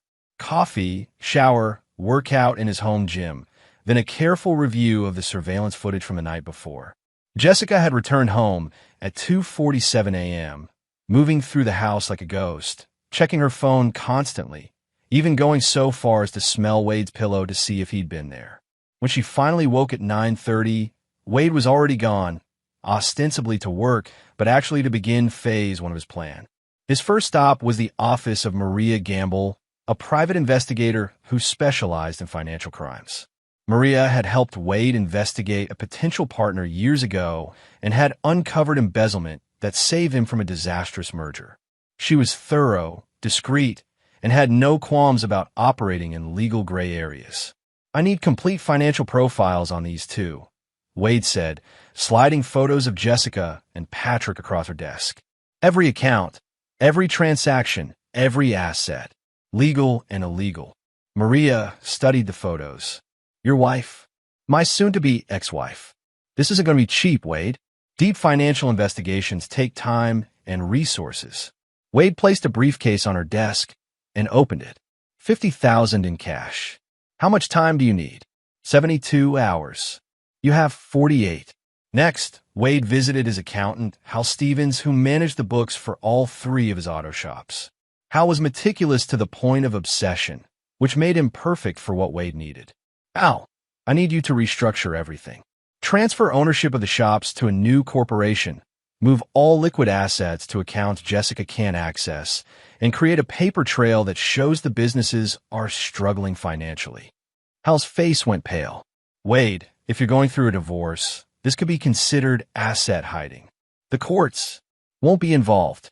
Wade's tone was flat. "I'm not getting divorced, Hal. I'm getting justice. The difference in his voice made Hal stop asking questions. By afternoon, Wade had visited each of his shops, ostensibly for routine inspections, but actually to plant seeds of a much larger plan. He spoke privately with key employees, asking carefully crafted questions about loyalty, about what they would do if the business faced serious threats, about whether they could keep sensitive information confidential. Wade had learned long ago that loyalty couldn't be bought, but it could be cultivated. Every person he spoke with remembered specific kindnesses. The Christmas bonuses when their kids needed surgery, the promotions when other shops wouldn't hire them, the second chances when their own mistakes could have cost them everything. By evening, Wade had assembled a network of allies who would do almost anything to protect the man who had protected them. The final stop of the day was the most important, a meeting with James Hernandez, a man whose official title was business consultant, but whose actual function was solving problems that couldn't be solved through conventional means. They met at a private club downtown, the kind of place where conversations weren't recorded and memberships couldn't be bought with money alone. "I have a situation," Wade began, "that requires a delicate touch." James listened without interruption as Wade outlined the betrayal, the theft, and the complete violation of everything he'd built. When Wade finished, James was quiet for a long moment. "What's your endgame, Wade?" "Complete destruction. I want them to lose everything they've stolen from me and everything they think they own. I want them to understand what it feels like to have their entire life revealed as a lie. And if they fight back," Wade's smile was cold, "they're welcome to try." James nodded slowly. "This isn't just about money, is it?" "No, it's about respect, about consequences, about teaching two people that there are men in this world who can't be stolen from, only awakened. I can have resources in place within a week. You have 3 days." Wade drove home to find Jessica cooking dinner, humming softly to herself, playing the role of devoted wife with an expertise that would have been admirable if it weren't so completely false. She kissed him when he walked in, and Wade had to suppress the urge to grab her throat and demand the truth. Instead, he played his own role, the trusting husband, the successful businessman, the man too comfortable in his life to notice it being systematically dismantled around him. "How was work?" Jessica asked, her voice bright with false concern. "Interesting," Wade replied. "I've been thinking about expanding, maybe opening a 4th shop." Jessica's fork paused halfway to her mouth. "That sounds expensive. I've been looking at a place across town. Perfect location, but it would require a significant investment." Wade watched her face carefully. "Might need to liquidate some assets to make it work." The flash of panic in Jessica's eyes was so brief that someone who didn't know what to look for might have missed it. But Wade saw it, cataloged it, and filed it away for future use. "Maybe we should discuss any major financial decisions together," Jessica said carefully. "Of course. After all, we're partners in everything." That night, as Jessica slept beside him, Wade lay awake planning the systematic destruction of two people who had made the mistake of thinking Wade Wu was just another mark to be conned and discarded. They were about to learn that some men weren't victims. They were predators. Chapter 5. The Trap Springs Shut. The call came at 6:47 a.m., 3 days after Wade had set his plan in motion. Maria Gamble's voice was tight with excitement and disgust in equal measure. "Wade, you need to see this. Can you be at my office in an hour?" Wade arrived to find Maria's desk covered with financial documents, photographs, and bank records that painted a picture of systematic betrayal that went far deeper than he'd imagined. "Your wife is smart," Maria began, "but Patrick Mullins is smarter and greedier." She spread out a series of bank statements. "Jessica has been moving your money for 14 months, not 8.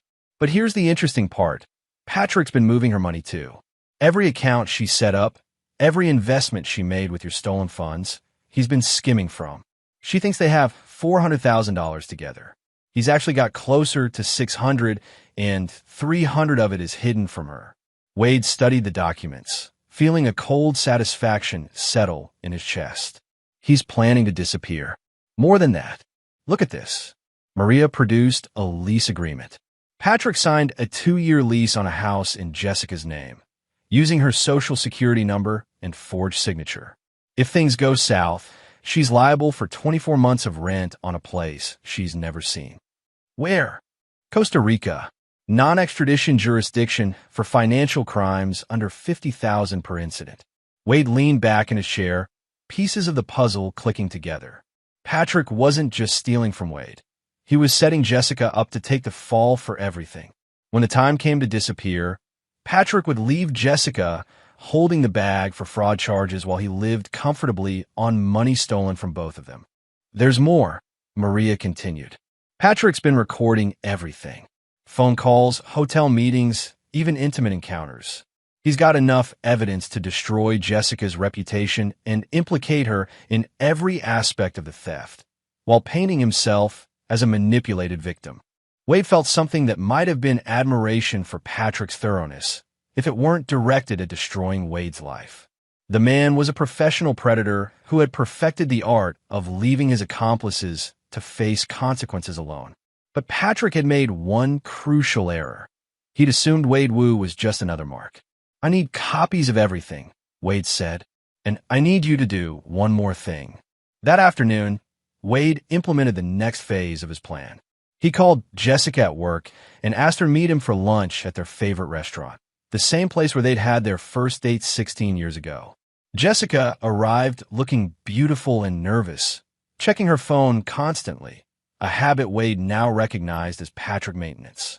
"I've been thinking about our future," Wade began, echoing the text he'd sent nights ago, "about what we want out of life." "What do you mean?" Wade pulled out a folder and set it on the table between them. I think it's time for us to make some changes. Big changes." Jessica's face went pale as she opened the folder and saw the first document. A property listing for a house in Costa Rica, complete with photographs and a purchase agreement. "Wade, what is this?" "Our new life. I've been looking into retiring early, maybe moving somewhere we can really be ourselves." Wade watched Jessica's face carefully. "I found this place through a business associate, Patrick Mullins. You remember Patrick, don't you? He used to work for me." Jessica's hand trembled as she turned the pages. I don't understand." "Patrick's been helping me research expatriate living. Taxes, property laws, the best ways to transfer assets internationally without triggering government oversight." Wade's voice was casual, conversational. He's got quite a bit of experience with international finance. The color drained from Jessica's face as she realized Wade was describing exactly what she and Patrick had been doing with his money. But there was more. Wade was describing it like it was his idea, like he was planning to do it legally and openly. "Wade, I don't think." Patrick suggested we could liquidate most of our domestic assets and reinvest them offshore. He estimates we could have everything transferred within a month if we move quickly. Jessica's phone buzzed with a text. She glanced at it, and Wade saw her face go from pale to gray. Whatever Patrick had just sent her, it wasn't good news. "I need to go," Jessica said suddenly, closing the folder. "I'm not feeling well." "Of course. Take the folder with you. Look it over, and we can discuss it tonight." Wade watched Jessica hurry out of the restaurant, clutching the folder like it was evidence of her own execution, which in a way it was, because Jessica now had to choose. Warn Patrick that Wade somehow knew about their plan, risking exposure of their entire relationship, or stay quiet and hope Wade's interest in Costa Rica was coincidental. Either choice would lead to the same result. Patrick would realize the situation had become too dangerous and would begin implementing his exit strategy, which meant he would begin cutting Jessica loose. Wade's phone buzzed with a text from Clarence. Package delivered. Phase 3 was ready to begin. That evening, Wade came home to find Jessica pacing the kitchen, the Costa Rica folder open on the counter, her phone pressed to her ear. She hung up quickly when she saw him. "Everything okay?" Wade asked. "Fine. Just work stuff." Jessica's smile was strained. "I looked over those documents. It's an interesting idea, but maybe we should think about it more. Actually, I was hoping we could speed things up. Patrick thinks there might be some regulatory changes coming that could make transfers more difficult." Jessica's face went through a series of micro-expressions: fear, confusion, calculation, desperation. Wade cataloged each one. "Maybe we should meet with Patrick together," she said finally, "so he can explain the details to both of us." Wade smiled. Great idea. How about tomorrow night? After Jessica went to bed, Wade called Clarence. Tomorrow night, Patrick Mullins is going to realize he's been outplayed, Wade said. I need you to make sure he doesn't have any options for running. Consider it done. Wade hung up and walked to his study, where he opened his safe and removed the item Clarence had delivered that afternoon. A digital recorder containing every conversation Patrick and Jessica had shared over the past month, courtesy of surveillance equipment that made their hotel room into a confessional booth. Wade had heard his wife's voice describing how easy it would be to bleed Wade dry, how Patrick made her feel alive in ways Wade never could, how they would disappear once they had enough of his money. But the most interesting conversation had been the one where Patrick explained to Jessica how he would eventually need to cut ties cleanly when the time came to relocate permanently. Jessica had no idea she was talking to a man who was planning to destroy her life along with Wade's. Wade smiled as he locked the recorder back in his safe. Tomorrow night, Jessica and Patrick would discover that they weren't the only ones capable of planning a betrayal. They were just the only ones stupid enough to think they could get away with it. Chapter 6. The Crucible. The meeting was set for 7 p.m. at Morton Steakhouse, neutral territory where both Jessica and Patrick would feel comfortable. Wade arrived early and selected a corner booth with clear sight lines to all entrances. Old habits from a youth spent in environments where sitting with your back to a door could be fatal. Jessica arrived first, her nervousness obvious in the way she kept smoothing her hair and checking her phone. She dressed carefully, professional but attractive, the kind of outfit that suggested serious business while still appealing to the men in her life. Patrick entered exactly at 7, and Wade had to admire his composure. The man showed no sign of recognition beyond a polite smile, no indication that he'd been systematically looting Wade's life for over a year. He was good at his craft. Wade, good to see you again, Patrick said, extending his hand with perfect confidence. Jessica's told me you're interested in some offshore opportunities. Very interested, Wade replied, studying Patrick's face. I understand you have considerable experience with international asset management. Some, Patrick said modestly.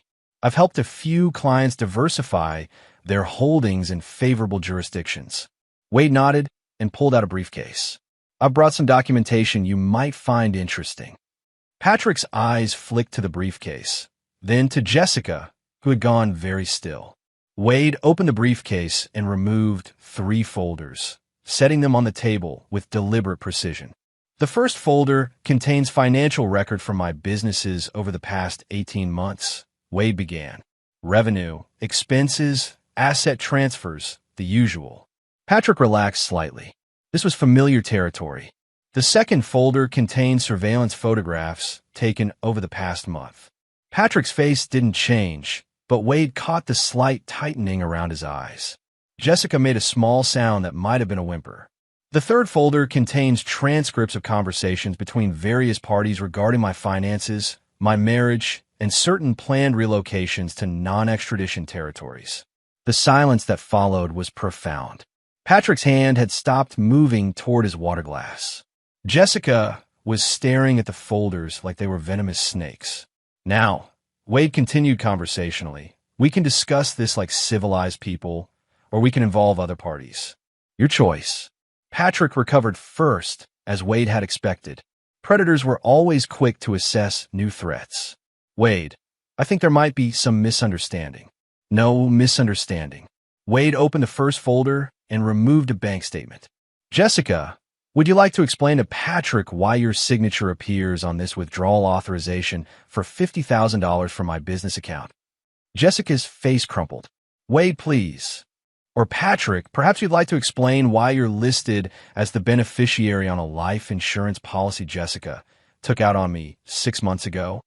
That got Patrick's attention. Wade had saved this revelation for maximum impact, and a look of genuine surprise on Patrick's face told him everything he needed to know. Patrick hadn't known about the insurance policy, which meant Jessica had been planning contingencies that didn't include her lover. Life insurance? Patrick's voice was carefully controlled, but Wade caught the edge of betrayal underneath. $2 million, Wade said. With Jessica, as the primary beneficiary and Patrick Mullins as secondary. Interesting arrangement, don't you think? Patrick turned to Jessica with an expression that would have been terrifying if Wade hadn't been enjoying it so much. You didn't mention any insurance policies.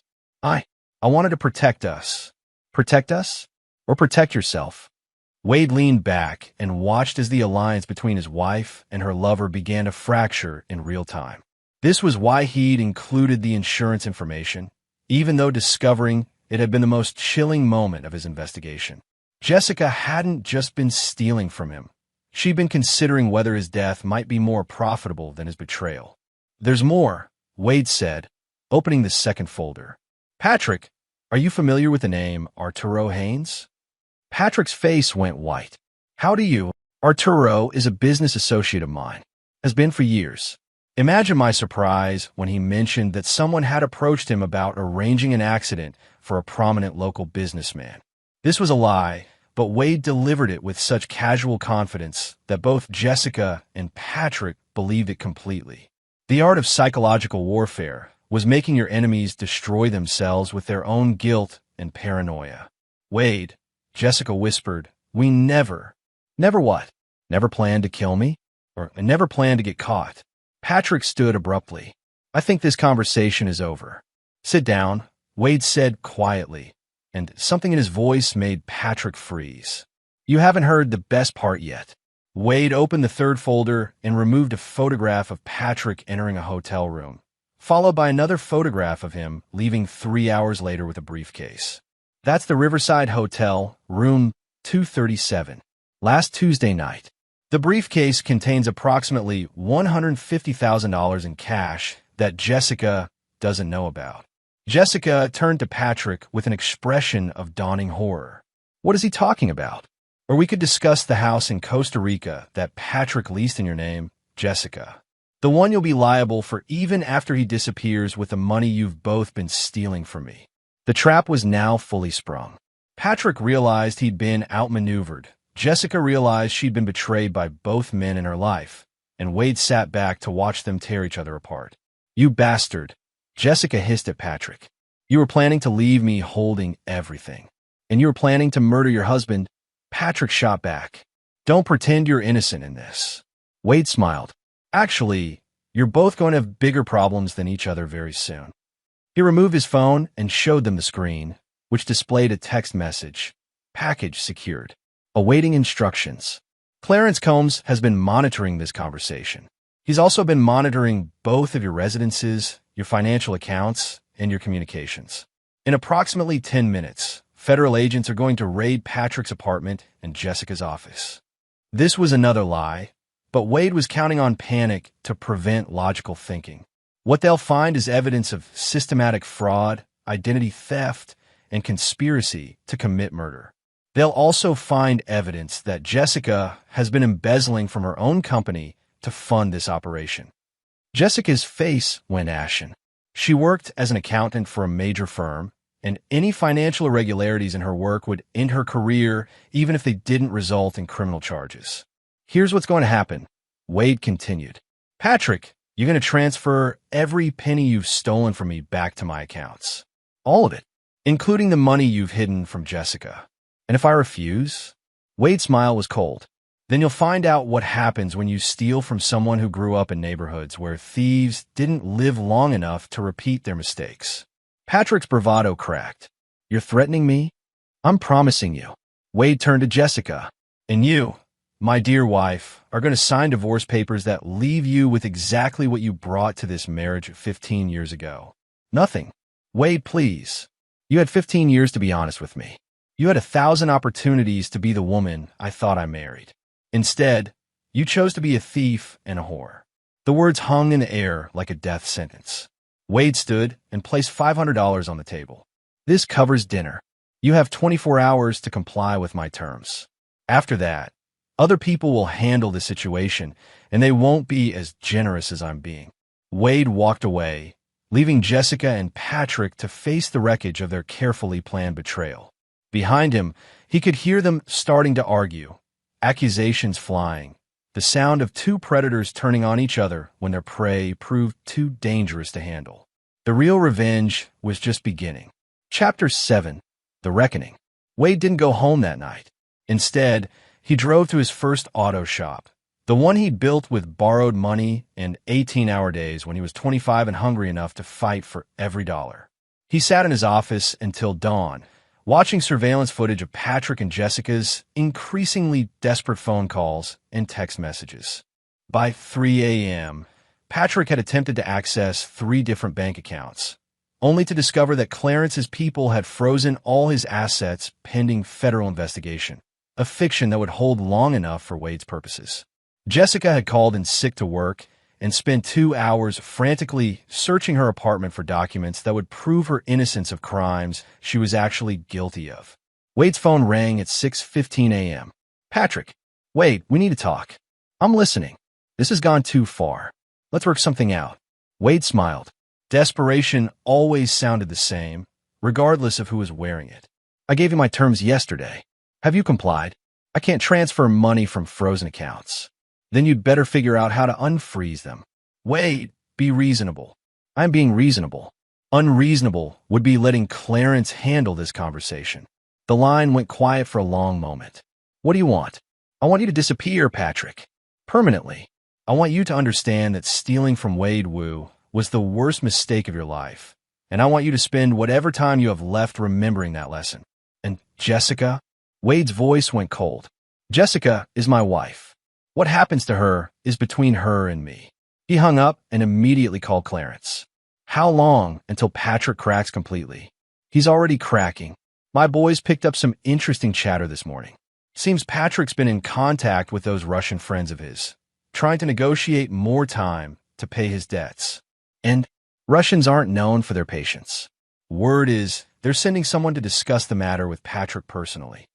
Wade felt a dark satisfaction settle in his chest. Patrick's past was catching up with him at exactly the moment when his future was disappearing. Perfect timing. Make sure the Russians know where to find him. Already handled. Wade's second call was to Oliver Doyle. "I need divorce papers drawn up. Adultery, fraud, theft of marital assets. I want everything protected under irreconcilable differences with evidence of criminal activity. Wade, if you have evidence of criminal activity, you should involve law enforcement. Law enforcement moves too slowly. I need this handled privately." "What about Jessica? She'll fight this." Wade's laugh was humorless. "Jessica is going to be too busy trying to stay out of prison to fight anything." By noon, Wade had received confirmation that Patrick had attempted to flee the state, only to discover that his passport had been flagged for suspicious financial activity. TSA had detained him for 3 hours before releasing him with a warning that his travel was being monitored. Wade's third call of the day was to Jessica. "We need to meet." Her voice was shaky, defeated. "I'll sign whatever you want." "Good. My lawyer's office, 3 p.m. "Wade, I'm sorry. I know that doesn't mean anything now, but I am sorry." Wade considered this for a moment. "No, you're not sorry you did it. You're sorry you got caught. There's a difference." The divorce proceedings took less than an hour. Jessica signed every document without reading them, her hands shaking with exhaustion and fear. When it was over, she looked at Wade with tears in her eyes. "What happens now? Now you learn to live with the consequences of your choices. Will you press charges?" Wade studied his ex-wife's face, seeing perhaps for the first time the person she actually was beneath the mask she'd worn for 15 years. Weak, selfish, willing to destroy anyone to get what she wanted, but ultimately a small person who had made the mistake of trying to prey on someone stronger. "No," he said finally. "You're not worth the effort." The relief on Jessica's face was pathetic. She actually thought she was getting away with it. Wade walked out of the lawyer's office a free man, but he wasn't finished. Not yet. That evening, he sat in his study and made one final call. "Clarence, it's time." "You sure about this, Wade?" "I'm sure." 2 hours later, Wade received a text message with an address and a time. He drove across town to a warehouse district he'd known well in his youth, places where problems were solved permanently and questions weren't asked. Patrick Mullins was waiting for him, tied to a chair in the center of an empty building. His face was bruised, his clothes torn, and his eyes held the desperate terror of a man who had finally realized the game was over. Wade, Patrick gasped as Wade approached. Thank God. These men, they're insane. They think I owe them money. Wade pulled up a chair and sat down facing Patrick. You do owe them money. $250,000 plus interest. That's impossible. I never borrowed from Russians. No, but you stole money that was going to be used to pay them back. Wade's voice was calm, conversational. You see, Patrick, I've been doing business with Arturo Haynes for years. When I needed investors for my first shop, Arturo connected me with some international financiers. Russians, as it happens. Patrick's face went white. You paid them back years ago. I did, with money that technically belonged to you, since you'd stolen it from me. Wade smiled, which means you owe them the money I used to pay my debt, with 15 years of compound interest. The math was fictional, but Patrick was too terrified to question it. Sometimes the most effective lies were the ones that sounded just plausible enough. I don't have that kind of money. I know. That's why we're here. Wade stood and walked to where Clarence was waiting with two other men Patrick probably recognized from his nightmares. Patrick Mullins, Wade said formally, you made the mistake of thinking you could steal from me. You made the mistake of thinking you could seduce my wife and destroy my life. Most importantly, you made the mistake of thinking I was just another mark to be conned and discarded. Wade nodded to Clarence. You were wrong.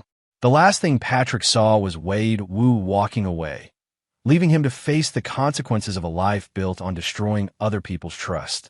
Chapter 8. The Price of Betrayal. Wade didn't watch what happened to Patrick Mullins. He didn't need to. Some lessons were more effective when they remained private between teacher and student, and Wade had taught enough lessons in his youth to know that Patrick would understand the message clearly. 3 days later, Patrick's disappearance made the local news as a missing person case. His apartment had been abandoned, his car found at the airport, and there were conflicting reports about whether he'd boarded a flight to Mexico or simply vanished entirely. The police investigation was perfunctory. Patrick Mullins had no family, few friends, and a history of leaving town abruptly. People like him disappeared all the time. Wade felt no guilt about Patrick's fate. In his experience, men who made careers out of destroying other people's lives rarely lived long enough to enjoy retirement. Wade had simply accelerated the inevitable. But Jessica was a different matter entirely. Wade found her on a Thursday evening, sitting alone in the same restaurant where they'd had their confrontation with Patrick. She looked smaller somehow, diminished by the weight of consequences she'd never imagined she'd have to carry. I heard about Patrick, she said without looking up when Wade sat down across from her. Did you? The police came by my apartment yesterday. They're asking questions about his financial dealings, his associates. She finally met Wade's eyes. They asked about you. What did you tell them? The truth. That Patrick used to work for you. That we'd met with him recently about some business opportunity, that I hadn't seen him since. Wade nodded. Smart. Jessica laughed bitterly. Too little, too late for smart. They sat in silence for several minutes. Two people who had shared 15 years of marriage looking at each other like strangers. Which, Wade reflected, they probably always had been. I never meant for it to go this far, Jessica said finally. Yes, you did. You just didn't think you'd get caught. No, I mean, I never meant to hurt you. Not really. Wade studied her face, looking for any sign of genuine remorse. What he saw instead was the same self-serving rationalization he'd heard from every criminal he'd ever known. The belief that wanting something badly enough justified taking it. You took out a life insurance policy on me, Jessica, $2 million. She flinched. It wasn't what you think. Then what was it? Insurance. In case something happened naturally. I wasn't going to. She trailed off, unable to finish the sentence. Wade leaned back in his chair. But you thought about it. The silence stretched between them like a confession. What happens now? Jessica asked. Now you disappear. You take whatever money you manage to hide from both Patrick and me, and you start over somewhere I'll never see you again. And if I don't, Wade's smile was cold. Then you'll discover that Patrick wasn't the only one who owed dangerous people money. Jessica's face went ashen. Wade, please. You have 1 week. Wade stood to leave, then paused. One more thing. If you ever contact me, if you ever try to come back, if I even hear your name mentioned in this town again, what happened to Patrick will look like mercy compared to what happens to you." He walked away without looking back, leaving Jessica to contemplate the ruins of a life she destroyed through her own greed and betrayal. Outside, Wade sat in his car for several minutes, feeling something that might have been sadness if he were the type of man who indulged in such emotions. 15 years of marriage gone, not just ended, but revealed to have been a lie from the beginning. But Wade had survived worse losses. He'd survived poverty, violence, betrayal by people he'd trusted more than Jessica. He'd built an empire from nothing once before, and he could do it again if necessary. His phone buzzed with a text from Clarence. "Package handled. No loose ends." Wade deleted the message and started his car. Tomorrow, he would begin the process of rebuilding his life without the weight of people who had never deserved his trust. It would be different this time. Better. Because Wade had learned something valuable from Jessica and Patrick's betrayal. The only person he could truly trust was himself. And sometimes that was enough. Chapter 9. The New Foundation. 6 months later, Wade stood in the office of his fourth auto shop, watching the morning crew prepare for another day. The business had expanded faster than he'd projected, fueled by insurance money from Patrick's theft and the liquidated assets from his divorce settlement. The insurance company had paid out quickly once Wade provided evidence of Patrick's systematic embezzlement. They'd been satisfied with the police report of Patrick's disappearance and showed no interest in investigating further. People like Patrick disappeared all the time, and insurance companies preferred simple explanations. Wade's legal troubles had been minimal. Oliver Doyle had structured everything perfectly: the divorce, the business transfers, even the insurance claims. Jessica's signature on various documents had made her the legal owner of several debts she'd never known about, while Wade emerged clean and profitable. The new shop was in the part of town where Wade had grown up, a neighborhood that had gotten worse since he'd left it behind. But Wade remembered what it felt like to be young and hungry and looking for someone to give him a chance. He hired locally, paid well, and asked no questions about his employees' backgrounds as long as they showed up and worked hard. Clarence Combs stopped by every few weeks, ostensibly to discuss security for the shops, but actually to provide updates on situations that required monitoring. Jessica relocated to Phoenix, Clarence reported during one of these visits. Working as a bookkeeper for a small accounting firm. Low profile, no contact with anyone from her past. Good. You want me to keep tabs on her? Wade considered this. Jessica was broken, exiled, living in fear of consequences that might never come. It was a fitting punishment for someone who had tried to destroy his life, but it was also complete. She posed no further threat. No, let her go. Clarence nodded. What about the other matter? What other matter? Officer Seth Mayer, the one who warned you about Jessica and Patrick. Wade had been wondering when this conversation would come. Officer Mayer had risked his career to warn Wade about the conspiracy against him, and Wade didn't forget debts like that. What about him? His daughter needs surgery. Leukemia. Insurance won't cover the experimental treatment that might save her life. Wade was quiet for a moment, remembering another young police officer who had faced similar circumstances years ago. How much? $200,000. Handle it. Anonymous donation through one of the medical charities. Consider it done. After Clarence left, Wade walked through his shops, speaking with employees, checking on projects, maintaining the personal connections that made his business more than just another repair service.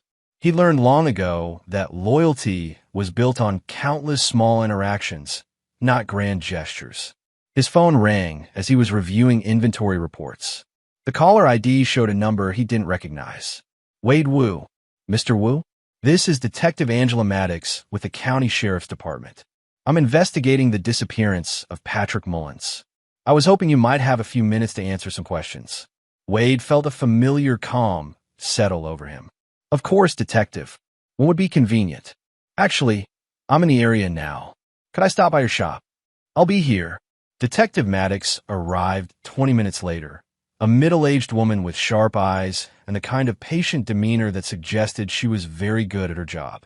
Wade met her in his office, offering coffee and projecting the helpful attitude of a successful businessman with nothing to hide. "I understand Patrick Mullins used to work for you," she began. "Yes, about 5 years ago. I had to let him go for theft." "Did you press charges?" "No. It was a relatively small amount, and I believe in second chances." Detective Maddox made notes in a small notebook. "When was the last time you saw Mr. Mullins?" "About 2 months ago. He contacted me about some business opportunity involving international real estate. We met for dinner with my ex-wife, to discuss it." "How did that meeting go?" Wade's expression darkened slightly. "Detective, I discovered during that meeting that Patrick had been having an affair with my wife and stealing money from my business accounts. I told him to stay away from me and my family." "Did you threaten him?" "I told him that if I saw him again, I'd call the police and press charges for theft and fraud. I should have done that 5 years ago." Detective Maddox studied Wade's face carefully. "Your ex-wife confirmed this version of events." "I'm sure she did. You went through a divorce recently." "Yes. Discovering your wife is cheating tends to end a marriage." "Where were you on the night of March 15th? Wade pretended to think. "Home alone. My ex-wife had moved out by then. I ordered Chinese food and watched television. I probably have receipts if you need them." "That won't be necessary right now." Detective Maddox closed her notebook. "Mr. Wu, do you have any idea what might have happened to Patrick Mullins?" Wade was quiet for a moment, as if considering the question seriously. "Detective, Patrick Mullins was a professional con artist who made a career out of stealing from people and disappearing before facing consequences. Based on what I learned about him during our investigation of the theft, he had enemies in several states and owed money to some very unforgiving people." "What kind of people?" "The kind who don't call the police when someone fails to pay their debts." Detective Maddox nodded slowly. "Thank you for your time, Mr. Wu. If you think of anything else that might be helpful, please call me." She handed Wade her card and left. Wade waited until her car disappeared from the parking lot, then called Clarence. "We just had a visitor." "I know. She's been asking questions around town for the past week. Very thorough, but she's not finding anything useful." "Because there's nothing to find?" "Because we're very good at our jobs." Wade smiled. "Good." That evening, Wade sat in his study, the same room where he discovered Jessica's betrayal 6 months ago. The safe now contained different documents: insurance policies that protected only him, bank statements showing healthy balances he controlled completely, and business contracts that would ensure his security for years to come. He thought about Jessica, probably lying awake in some cheap apartment in Phoenix, wondering if every knock on the door might be someone coming to collect on debts she didn't understand.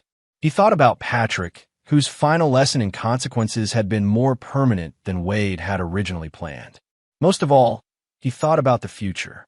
Wade Wu was 43 years old, financially secure, and completely free of people who might betray him. He'd learned to trust carefully and punish thoroughly, and those lessons would serve him well in whatever came next. His phone buzzed with a text from Officer Seth Mayer. "Mr. Wu, I don't know how to thank you for what you've done for my daughter. The doctors say the treatment is working. I'll never forget this kindness." Wade smiled and deleted the message. Some debts were worth paying, and some favors were worth returning.